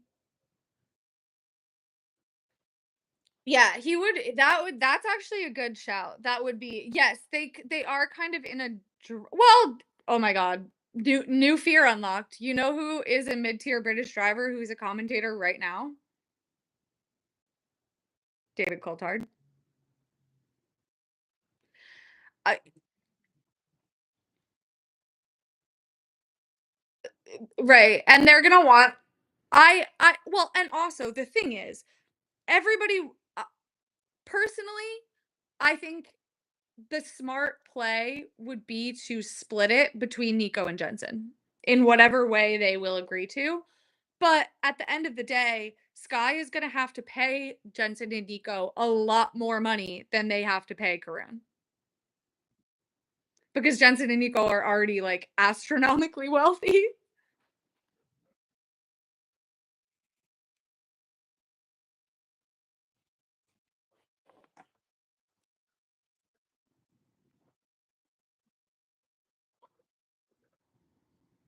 Right. But I think the travel of it all, they both have young kids. I don't know. My concern That's true. My concern is that they wouldn't agree to it, but assuming that they would, that's the natural choice. I just don't know if they are willing to pay the kind of money that they're probably going to have to pay to get a Jensen or a Nico to do it for 12 races a year. Is what? Yeah.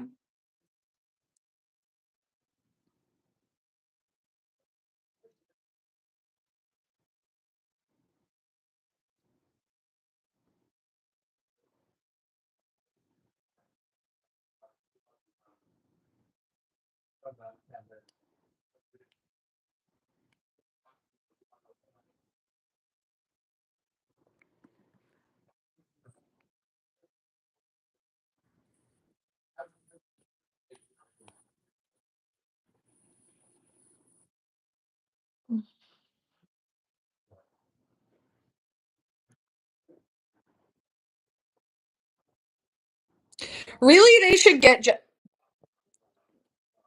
really, they should get Jensen to do the whole thing. I just don't know if what else is he doing? Fucking his hanging out with his Trump supporting wife in fucking California. Yeah, the problem is I think that he lives in LA. Like that's but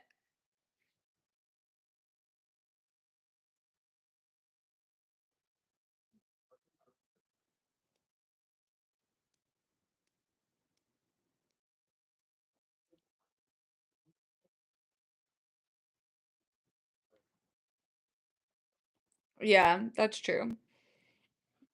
I forgot he's a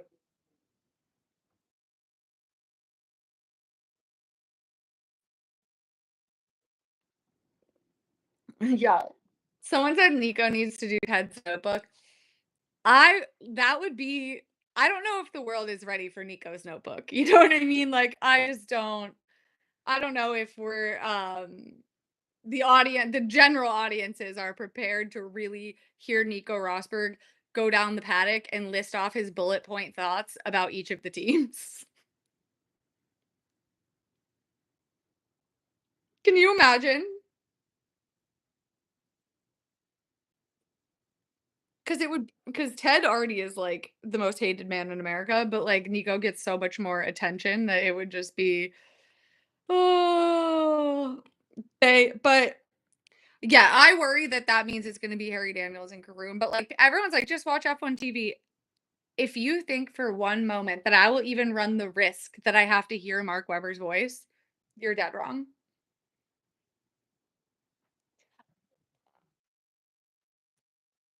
I know. I know, but like that's also a controversial opinion. People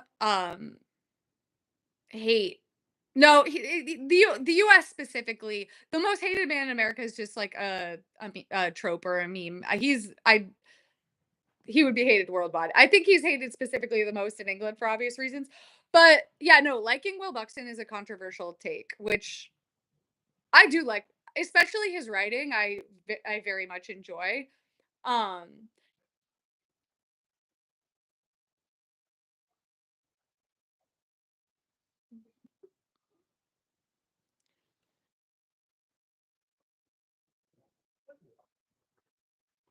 Ooh.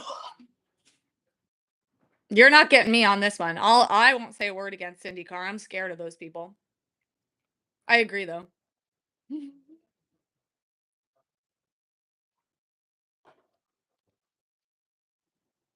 No, when they said F1 isn't the pinnacle, yeah, it's I listen. I don't watch it enough to have a real independent take. However, I do think that if it really was not a little brother to Formula One, they wouldn't bring up Formula One every 45 seconds.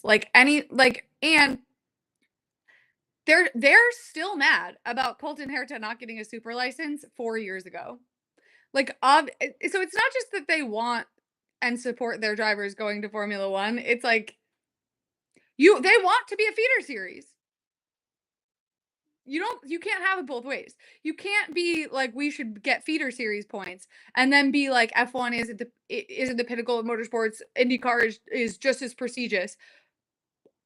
You don't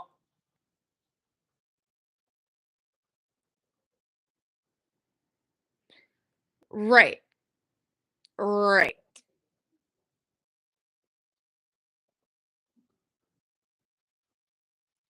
No, it's yeah. He's got a factory. He's got a factory of them. I don't it's giving Total Wolf creating Nico Rosberg and George Russell in a lab in his basement, but at least he had the good graces to make them look a little different. But they're both the weirdest man in the world in different ways, but like I think they both live in a universe that is not the one that I live in.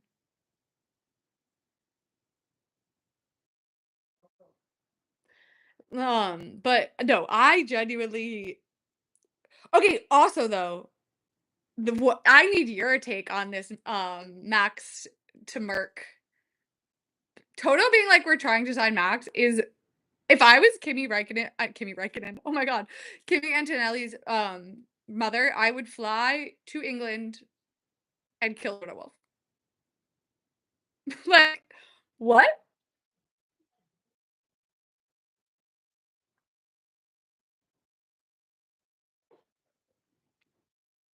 Oh, I never thought George would be the one to get fired if they brought Max.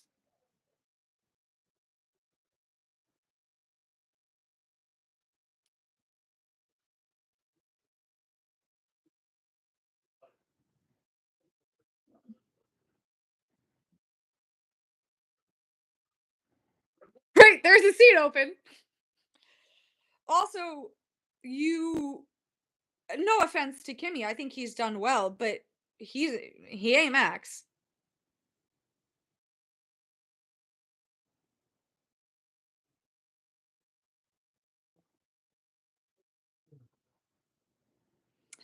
Um,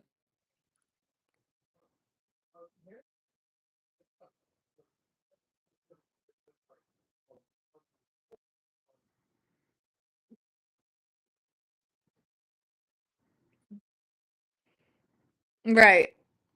Mm, I feel like that's true, but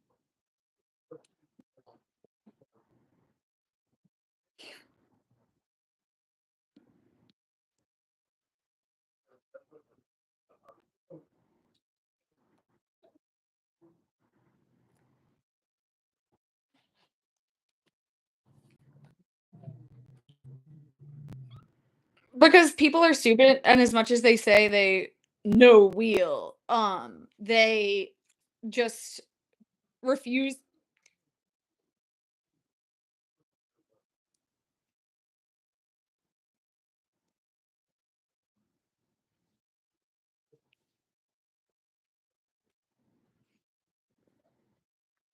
because they'll do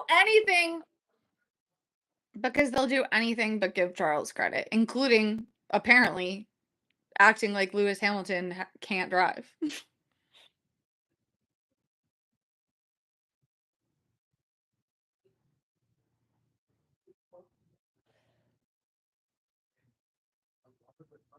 Okay, but the pole to win ratio, sorry, someone in my comments was like, Charles pole to win ratio is horrific, to be fair. But the pole to win ratio is only like when you d- right, like that's the thing is it's like when you're getting those poles in a car where you are very much not expected to get pole, that is not a detrimental factor. The reason the pole to win ratio stat is really only relevant within seasons because it can be a very a bad thing if you have a car that is competitive, consistently competitive at the front of the grid.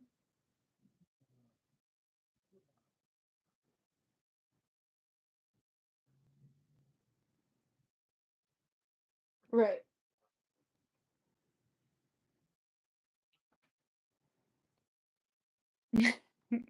Not P2. Right. Maybe.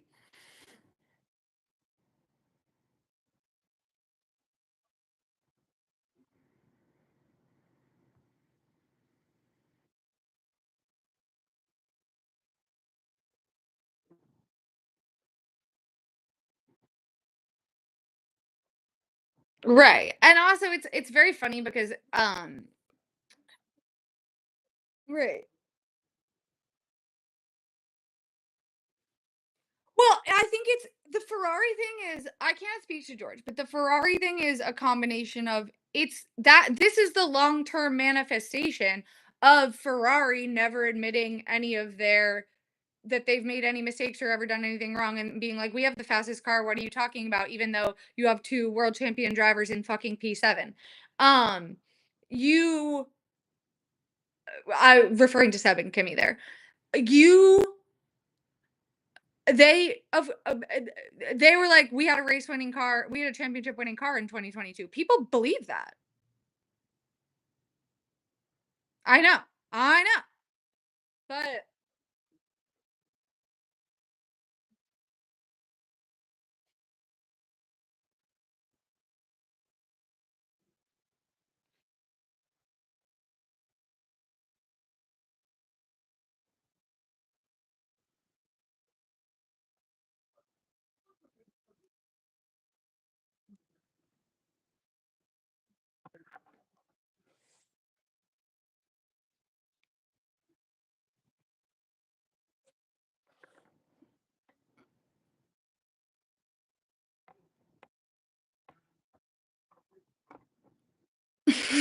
I like your Toto impersonation.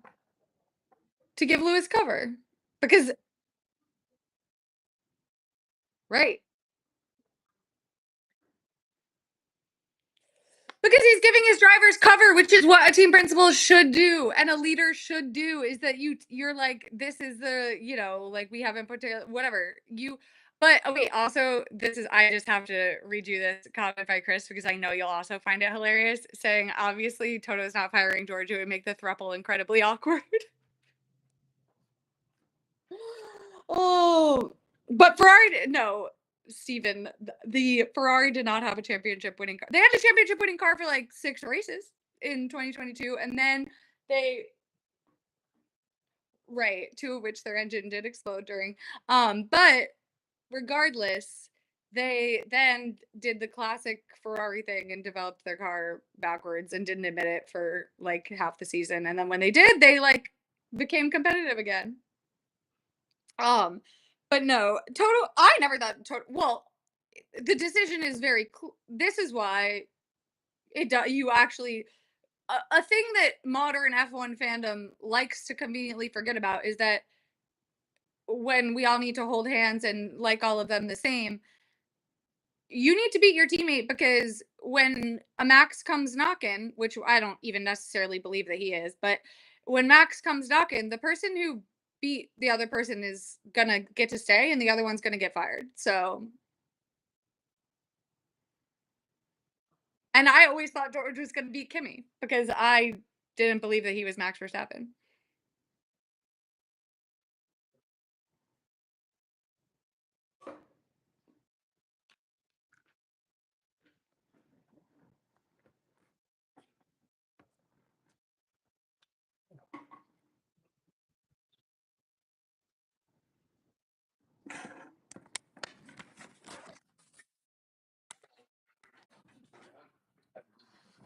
Right.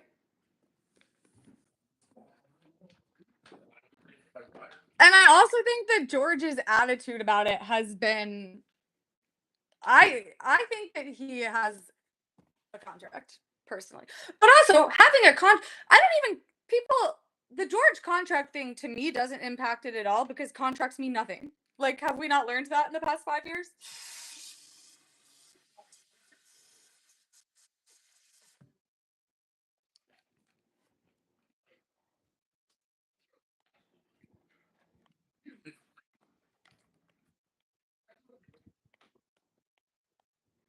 No. Not this year.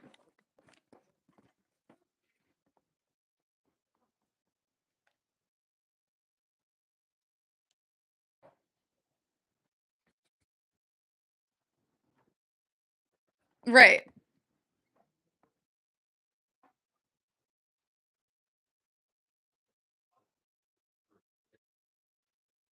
Yes.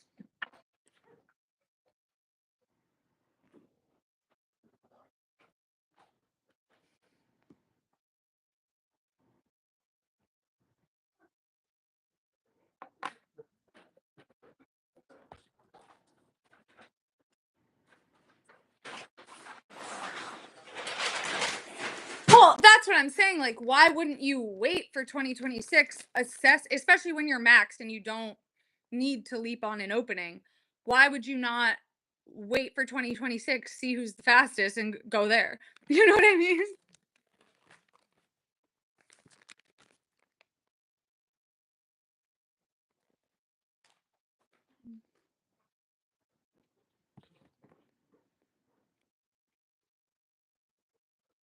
Right.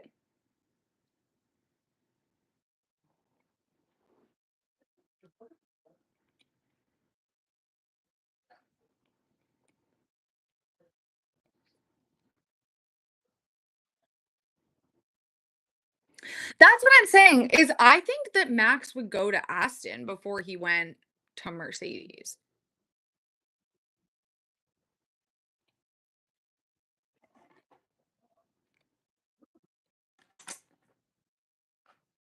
Right.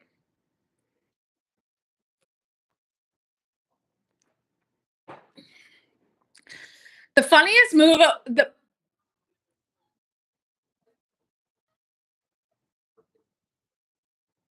Nope. The funniest thing in the world would be if he went to McLaren and kicked Lando out.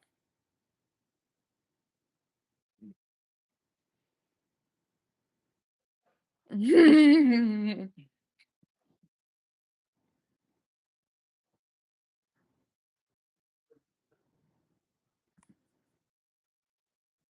also about to win a championship.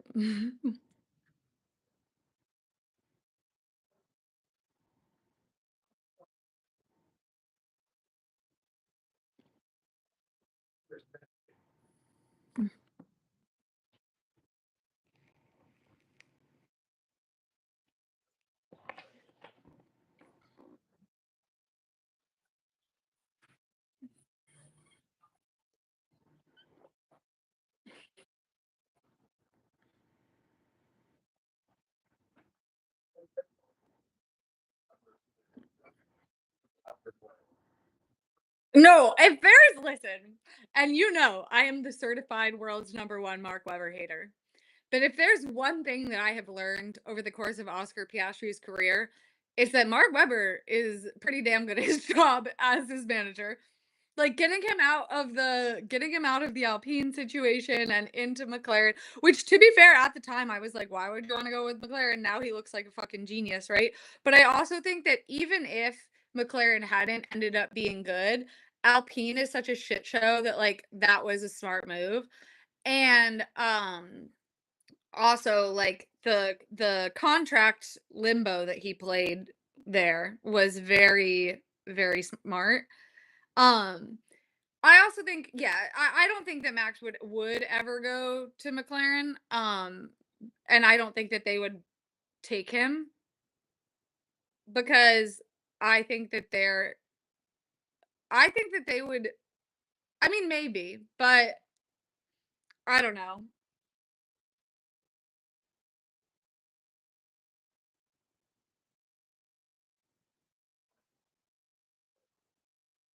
Right. Right.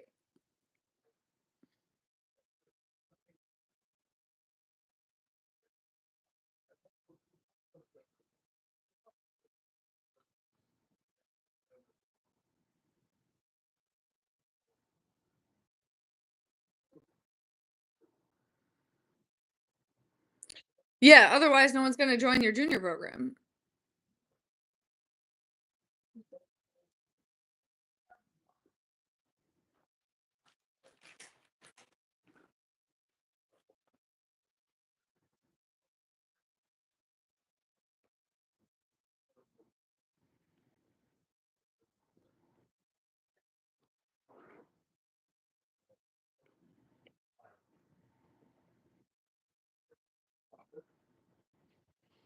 No, I think everyone's pretty locked in for 2026. I don't think there will be I mean, outside of Red Bull, because who the fuck knows what's ever going on with Red Bull, but they I don't think there'll be any changes really till next year.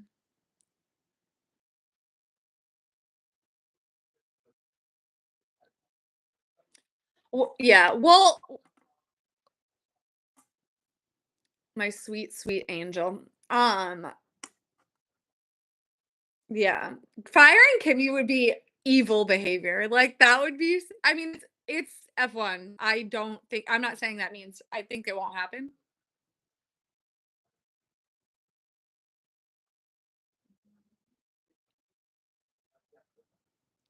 Yeah. I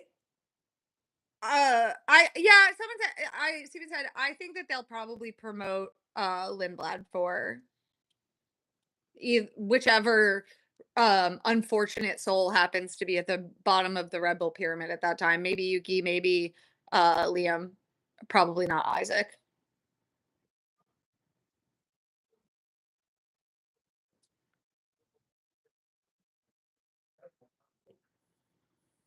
Don't do it. He doesn't have a choice though, but well,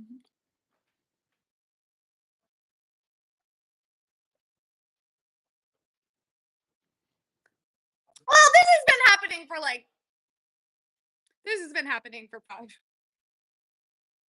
That's true. That's true. But Checo was a very experienced driver who's had to drive, and a lot of that experience has been in very shit cars. Like, I think he was better suited to that situation than almost than many of like than a rookie certainly, or someone who's 2 years in.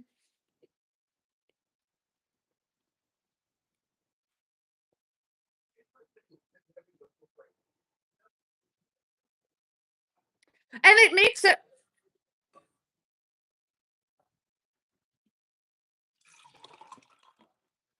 yeah.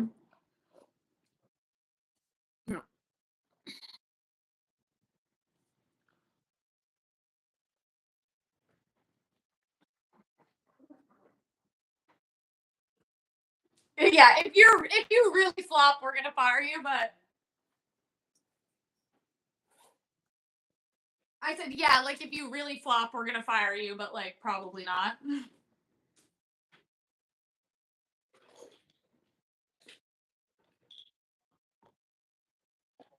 Yeah, I think Kimmy has done well. Like certainly nothing fireable.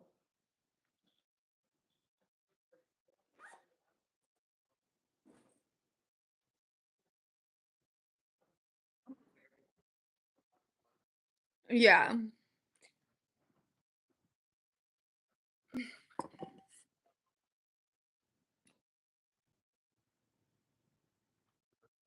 Imagine if okay, not in my head, if I was an unrelenting god designing a torment specifically for Toto Wolff, I would have him hire Max. Kimmy goes to Red Bull, wins a championship with Red Bull, and like obviously Max would do well in Mercedes, but Mercedes never gets their shit together enough to win.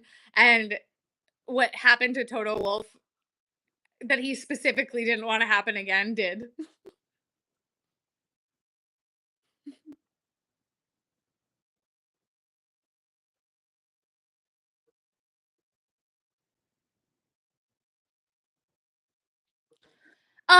I think they're both pretty equal, probably like with internally with Toto Wolff, but just in terms of the narrative, like the fact that Toto is explicitly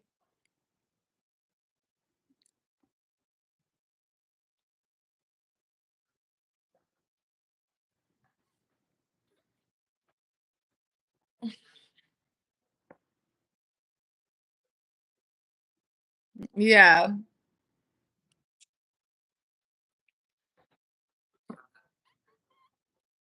Yeah, I think yeah, that's true. I think either way. I mean, I think that like well, first of all, I think the whole we needed to get Kimmy in because he's the next Max Verstappen thing is the most like cope of all time about losing Lewis Hamilton.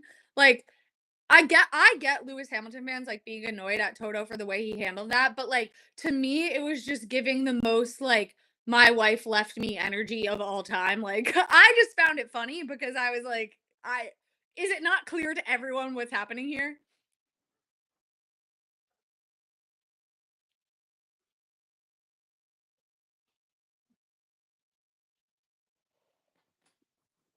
Mm, I think it was my read of the situation is that it was about the money over the ambassador situation. And which, to be fair to Toto, is not totally in Toto's hands. He only owns 30% of Mercedes. He needs the board, right?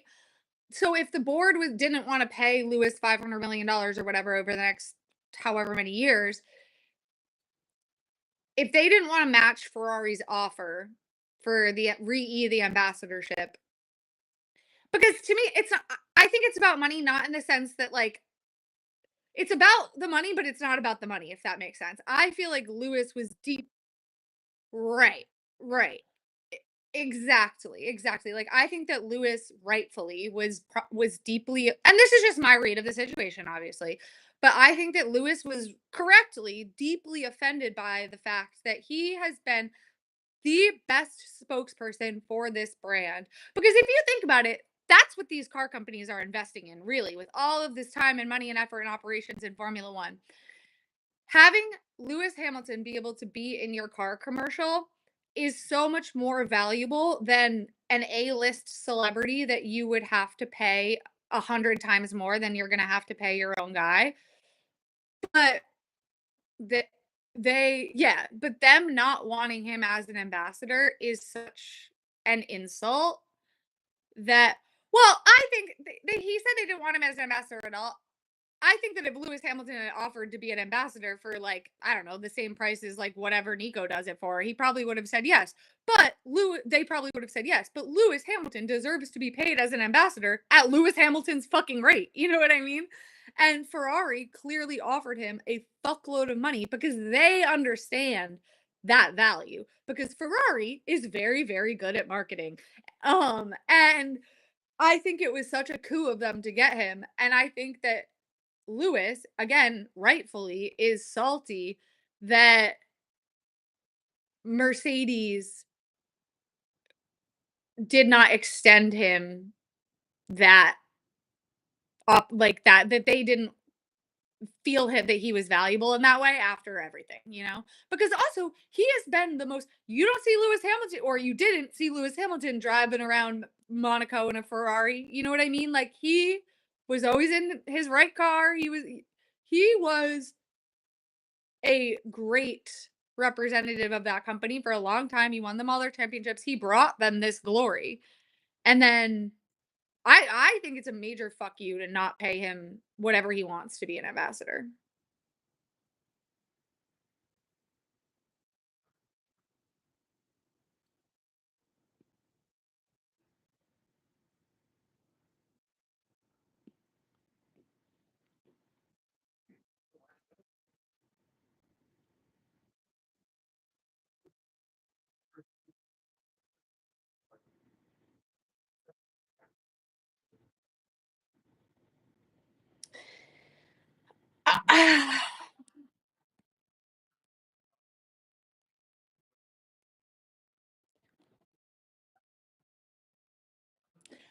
It's not just that though. It's him where like, well, from Ferrari's perspective, it's Lewis Hamilton attending their fashion show. It's him pulling up to the Met Gala in this, or walking out of his hotel to the Met Gala in this car. I think that you get a lot, if especially because Lewis Hamilton is a driver that like in my opinion makes it a stronger spokesperson, but I also don't think that you can discount the earned media that you're going to get from every single time anyone ever writes a article about Lewis Hamilton by being like Lewis Hamilton Mercedes driver did whatever Lewis Hamilton has done that week.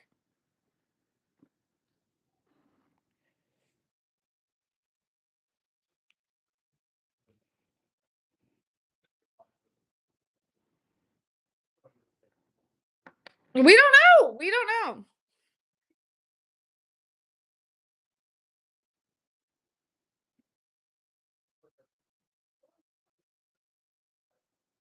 if he doesn't.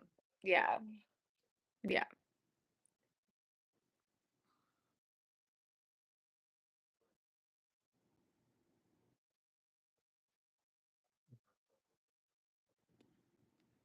Well, the thing is, The thing is, Lewis is Ferrari will he I think you're probably right because in the end, yes, the Mercedes relationship got very rocky toward the end, but it's pretty rare that someone leaves Ferrari on good terms. Let's just put it that way.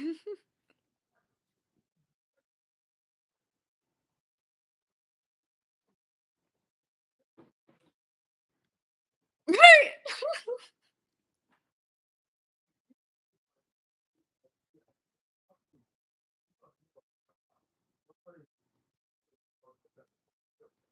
Yeah. Yeah, no, they don't.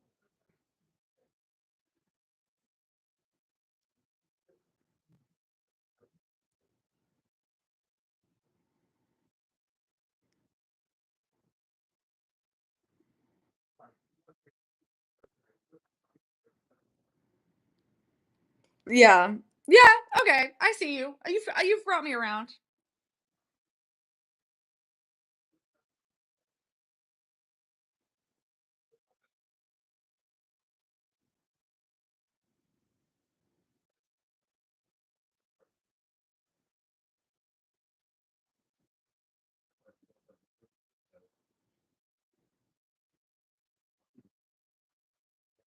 Lewis is gonna start his own team. I bet you.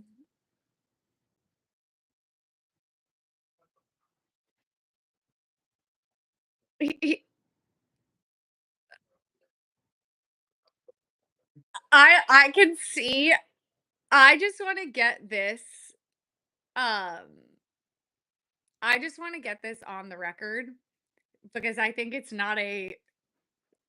might happen. I just had a vision because I have thought for a long time that Nico Rosberg is on the, like, team owner/team slash team principal track. Um, I think that Lewis is gonna buy a team, it's gonna be this whole big thing, and then Nico, having already kind of, like this was already his plan, is gonna have no choice but to, like, 3 to 5 years later, either become team principal or buy part of a team, and everyone's gonna be like it's gonna be the biggest deal in the world, and Lewis is gonna be so mad about it, kind of rightfully so, but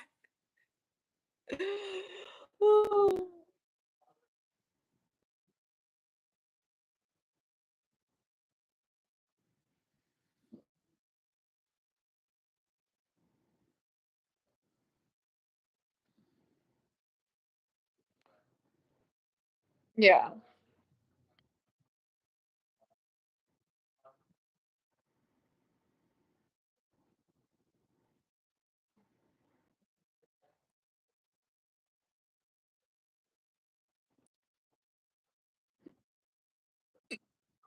We'll see, but they're coming in now, sure, but, like, teams come and go all the time, like, if they're not successful, which most of them won't be, you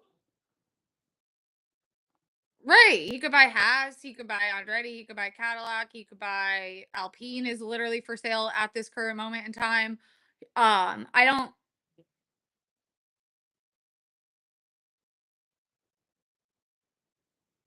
That's true, but, an Englishman for sure, has to be. If you Yeah, I guess maybe I'm discounting their racism, but I feel like I will say the way that some of my British friends talk about Pierre Gasly borders on racism and he's white. I'm like, I didn't know that you could be racist against French people. But it is oh my god. I also this is the funniest story. So one of my very best friends is Dutch. And I was going to Belgium for the when I went to the Red Bull event and I was like, "Oh, like what should I do in Brussels?" And she was like, "You cannot go to that place. Like Belgian people the it was, like it was the song that's like savages, savages, barely even human. She's like, "Thank God that they have brought some immigrants into that place because those people are like vile." And I was like, "Oh my god." I was like, okay, and I didn't wanna say this, but I was like what is the difference between Dutch and Belgian? I was like, there seems to be some cultural context here that I'm missing. I am gonna back slowly away. And you know what? I hate to say it. Sorry to the Dutch. I thought Brussels was pretty nice. I was not.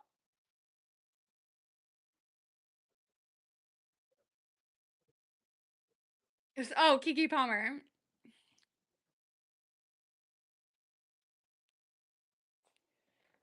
I didn't know that there was like that kind of beef there. That was giving England France beef. I was like, whoa, like she was like, I would never put one toe in that country. I was like, the notorious, what did the notorious hellhole of Belgium. Like,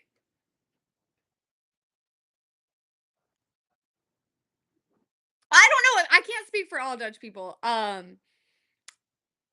was just her personal opinion. But it was stunningly strong.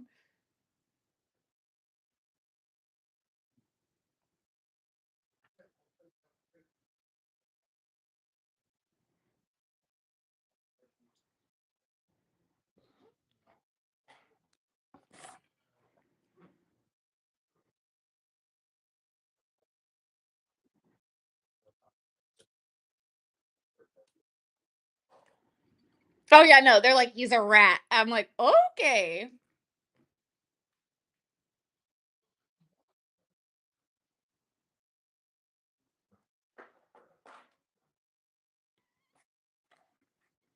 I'll be honest with you. The fourth time he talked about his penis, I was like, I am going to no longer listen to anything you say. And to me, I'm like, okay, 12th grade boy humor, you're out. I don't dislike him. I just don't care. I really don't. I have no feelings about Pierre Gasly. Like literally what I've never well, no, I was happy when he won Monza for him. I will say. I was happy for him. But now I'm just like he's do I need to read you the Jensen Button quote? Hang on. Where are you? My Jensen Button. To be fair, I was fully prepared to read this book and like wrote I was like, what could 22-year-old Jensen Button possibly have to what wisdom could he have to impart on me? But this was actually, I will say, in all of the F1 books that I've consumed, one of the more poignant things. His ghostwriter did a good job, is all I'm saying. I don't believe I don't believe that anybody wins any race purely through luck. It might play its part, but it is only a part. Even if the guy in front of you throws his chain on the last corner and you nip past for the win, when you get onto the track to compete with everybody else, you put yourself in a position. Oh, sorry, and get yourself in a position where you can win. Then you have achieved something through your own efforts and those of the team you race with. It doesn't matter if it's a works outfit or the team you and your dad have created so you can go racing. You have stood up to be counted. You have done something, and I think that is terribly important. Instead of watching from the sidelines, you have taken a step toward realizing your dream. It's crucial. Nobody achieves anything by sitting on their bum and carping from the sidelines. You have to be stand up to be counted in the first place. You have to be prepared to expose yourself to criticism and disappointment. Like I said, those are down payments and you should consider them as such because believe me, the feeling you get when you start winning are worth every bit of disappointment, every single car journey home after a bad meeting when neither you or your dad can think of anything cheerful to say. I was like, Judson. But the luck part at the beginning, I also agree with. Like, yes, if you're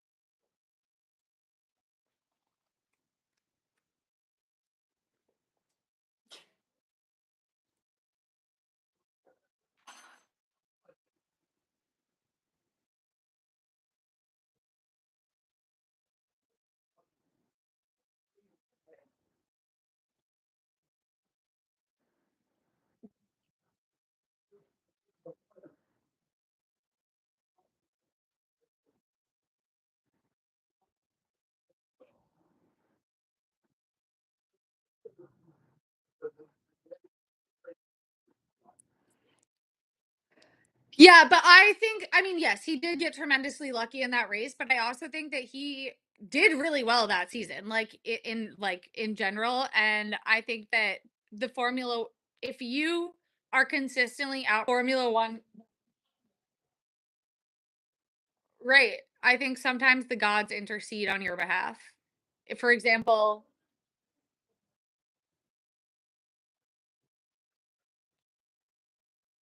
and Seb in P2.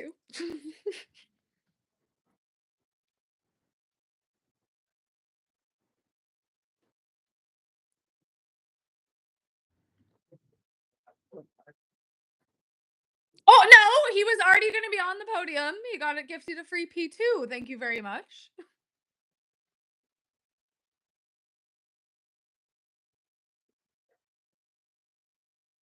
Yes. Oh, yeah, yeah, sorry, I was going from that point onward, but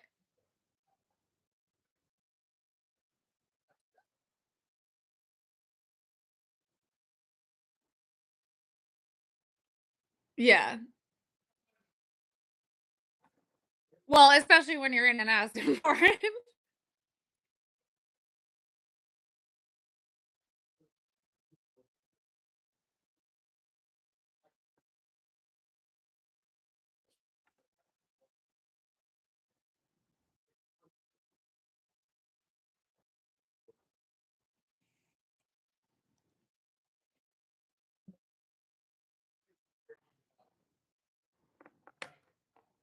Yeah, but the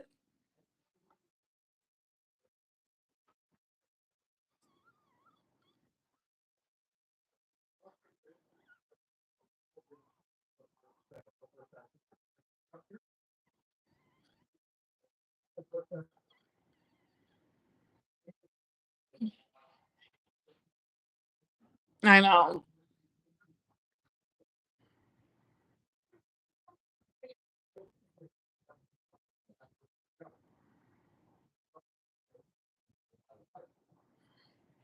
You know what? I don't support that conspiracy theory, but if a person did that, I would they deserve it all. I would give them $500.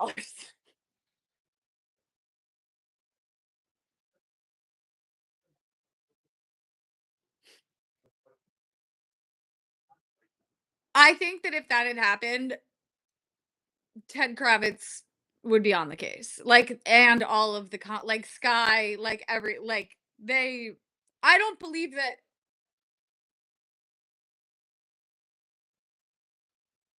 Oh, yes. I know what you're saying.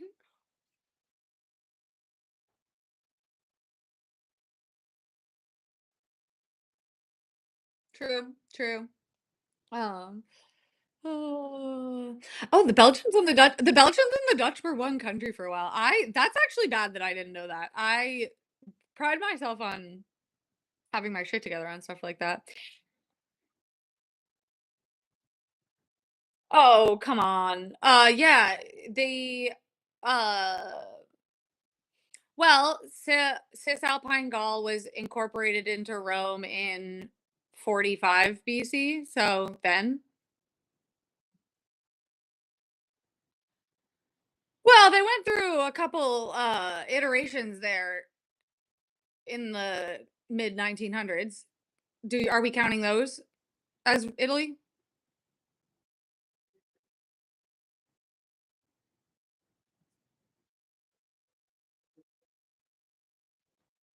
Oh, no. They I would have guessed earlier than that. I would have guessed, I think, probably like the no, yeah, I guess I knew it was post World War II. So, yeah, that is crazy though when you really think about it.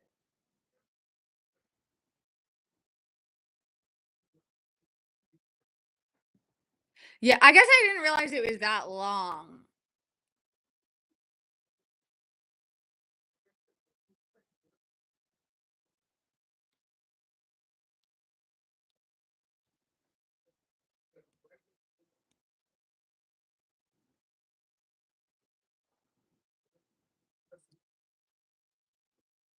Yeah.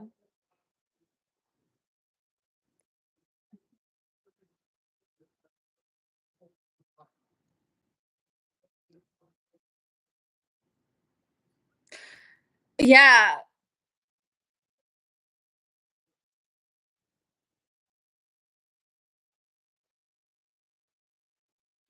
What's crazy is that, like, so the way our it's different in every state, but the way in, where I grew up that it's structured is that so you do world history, but that's, like, ancient history, you know what I mean? You get only get up to, like, the Renaissance, like, that era, you know what I mean? You and, like, the Magna Carta and then, like, on to, like but, like, it's not it's, like, very much pre-1900s. And then you do half a year of then you do civics and American history, but like pre like you learn about like the Civil War and like the Revolution and shit like that, but it's like pretty top line. And then you do AP US history, which is like you learn about World War II, but like it's at the end, so you're kind of rushing because the AP test is like before the end of the year. W I wanna say and I got a 4 on my AP US World History test, so, like, I was paying attention. I don't even think that they, like, touched on Spain. Like, they did in the sense that they were like, yeah, like, they were part of the Axis, but, like, we we re we really didn't like, you learn about we learned about, like, Italy and, like, the different, like, and the years of, like, what happened after and what, like, happened before to lead to this, and, like, obviously the same with Germany, and they were like, "Yeah, Spain was there," and then they just, like, keep going.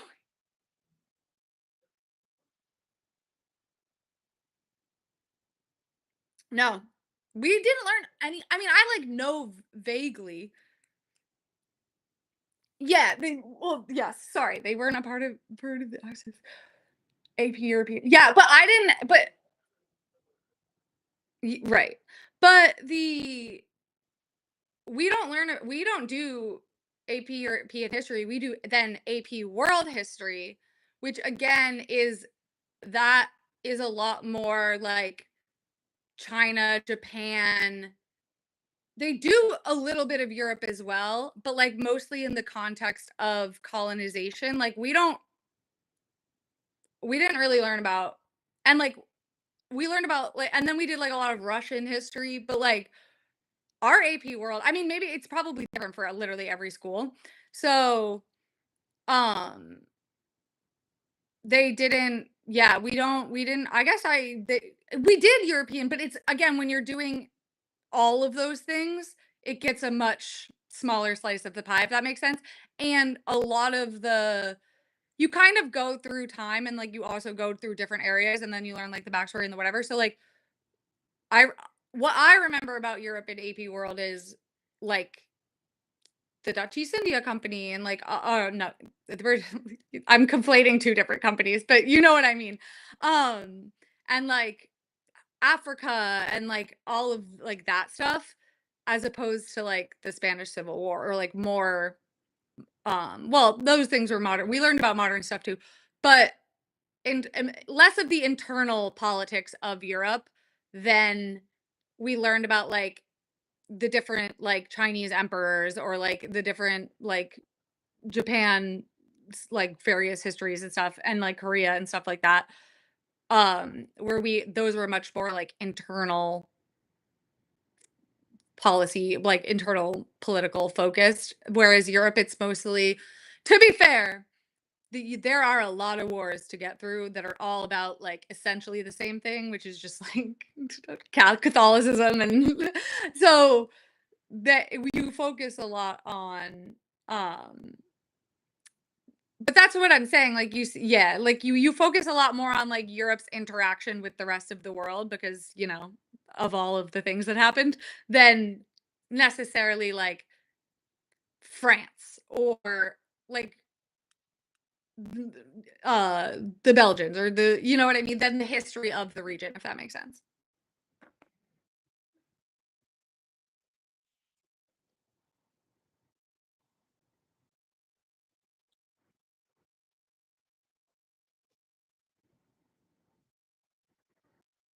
Yeah, I think to be fair, when because I did AP US history, my World War II unit was not representative of what the normal World War II unit would be, because by the end, that's at, like, the very end, you're you're really pushing through, like, you know what I mean? Like, I they probably just I mean, they didn't skip it, they were like, "Spain's having us." We got, like, the top line info.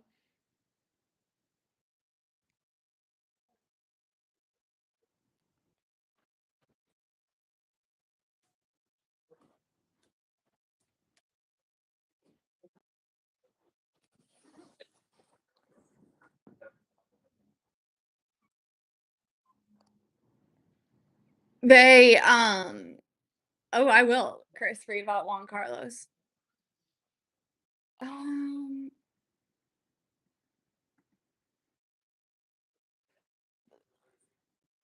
I don't know. Well, he joined F1 in 2001.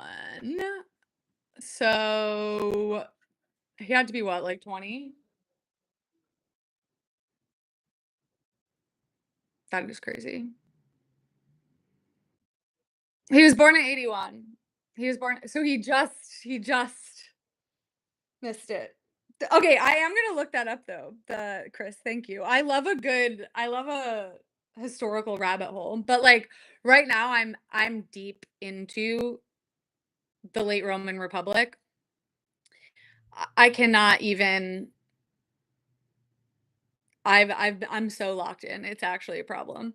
I'm going to Baye to okay, this is actually so fun. After Monza, they have so Baye was like their like it was like Ibiza for them. It was their like beach resort town. And because it's on a magma chamber, it's this whole thing, but it slid into the ocean and they found it and now you can go like look at these like tile floors on the bottom of the ocean. So I have to learn how to scuba dive, but I'm going.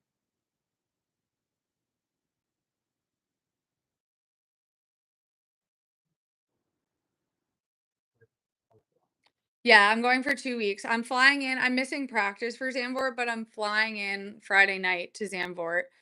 Well, I'm leaving Thursday night, but it takes obviously with the time change that I'm getting there like Thursday, like Friday afternoon, and then I'm doing Zandvoort, and then the next weekend to Monza, and then I have like a week of general activity.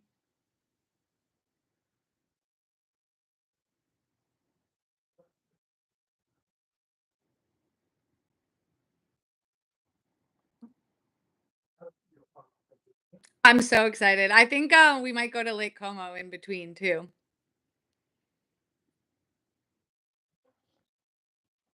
Yes. I also no, I am gonna vlog. This is the promise that I've made to myself. I edited my Imla vlog, but it's so embarrassing. But I'm actually gonna film myself because the problem with Imla is that I just look so ugly. Like I just I need to commit to being embarrassing in public.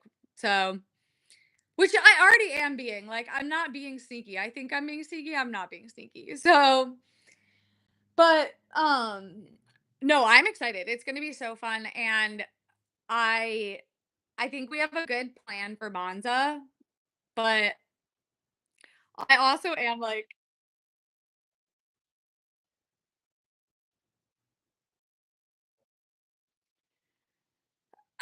just one single tomato. No, we did the whole Marinello thing last time, so I don't think I'm gonna go again. I think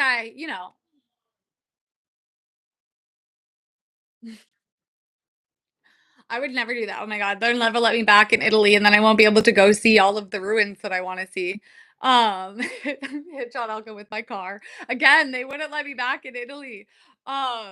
They, I, yeah, they are.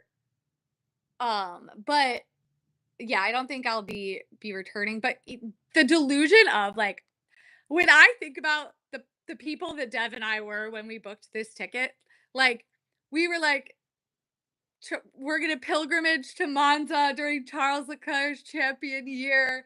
He's gonna win again, and like we're gonna get to be there to see it. And then we were seriously like, that's why, like, even though I come on the internet and I'm like, it's Ferrari delusion hours, and like secretly in my heart, I know I'm going to be disappointed.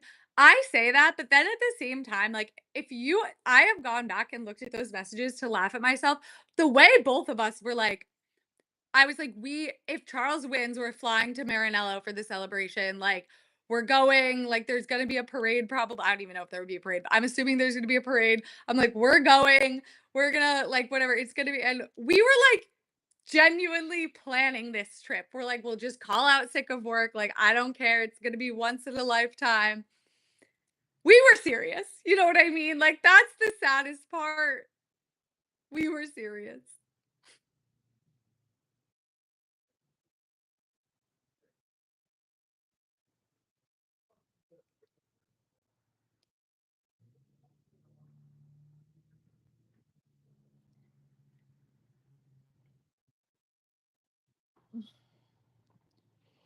Yeah. Yeah. As they usually do. I Right.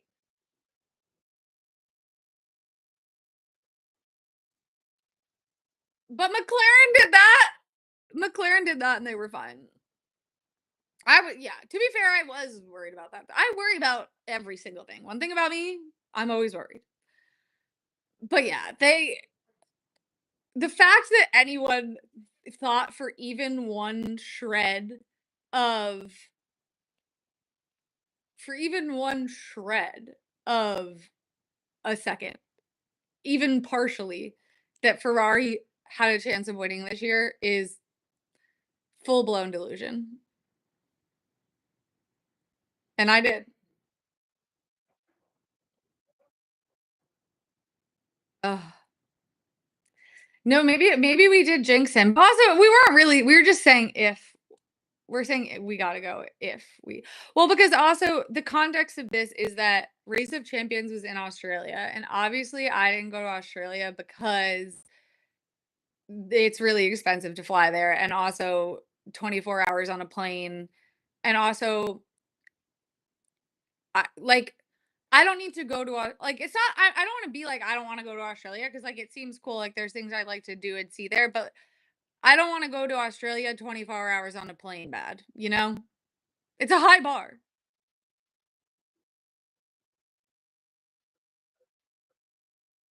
California, but yeah.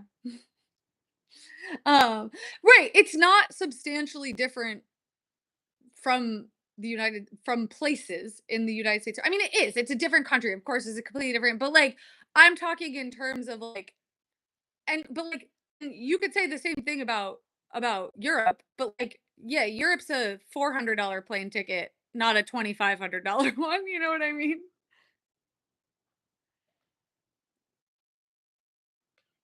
It's just very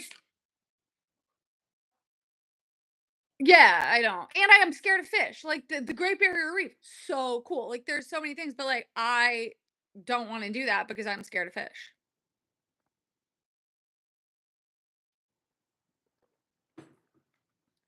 It's all yeah.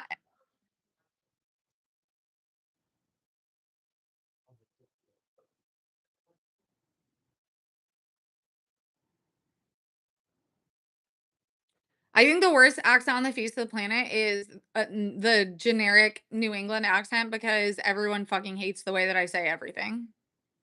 Specifically the letter A. Anytime,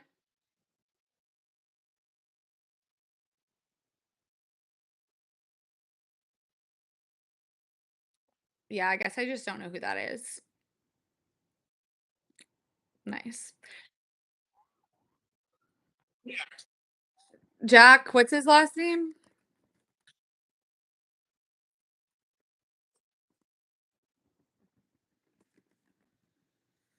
He is hot. I agree. That's why I always say, I'm like, if I was going to you know who he looks like is that guy from Ted Lasso. But you um it's just the headband.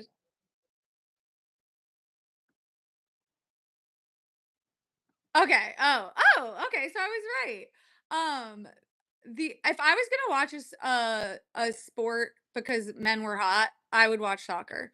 But also, if I was gonna watch a sport because I wanted to look at hot men, which I wouldn't because Instagram and Google exist, um, and YouTube, I would probably not pick the one where they're all 5'8". Just saying. No hate to my 5'8" kings. I'm short, so I don't really care that much. But I'm just if we're optimizing here, you know what I mean? I I don't I say the same thing about the NBA because I think they're too tall. Like that's I'm not saying they're still attractive to me because I'm just looking at them, you know what I mean? But realistically, I'm so short that like if I saw that person like in the wild, you know what I mean? I would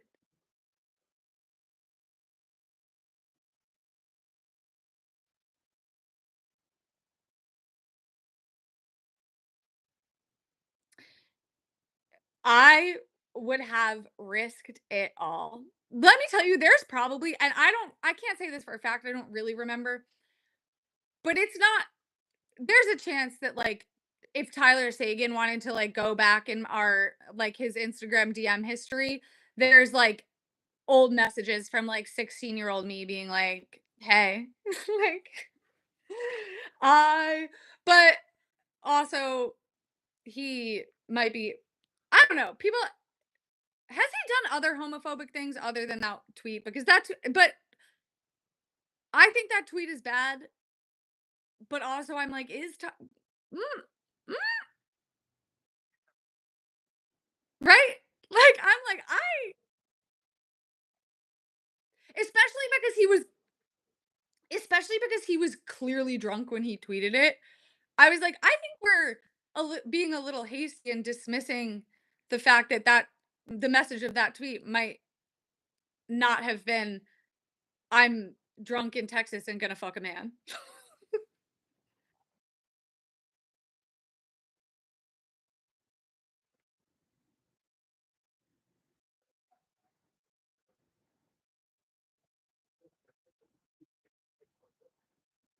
Okay. That would make sense. And be so you're saying I have a chance. oh no.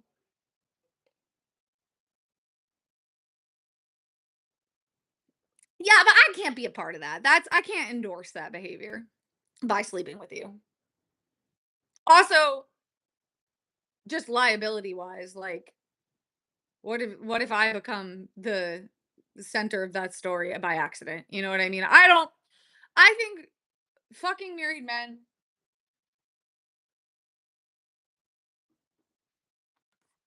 Okay, but like Queen. Wait, hang on. I need to Google her. I need to know what she looks like. Maybe we can be sister wives. I'd be down. Oh, she's very pretty. Wow. She is quite spectacular looking.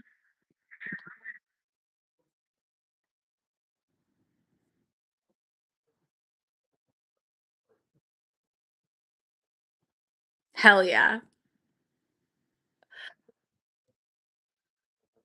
Wait, what? Sorry. Someone in my comment section is saying, "Do you remember the Iker Casillas Carlos I don't know who that person is. Gay Facebook thing?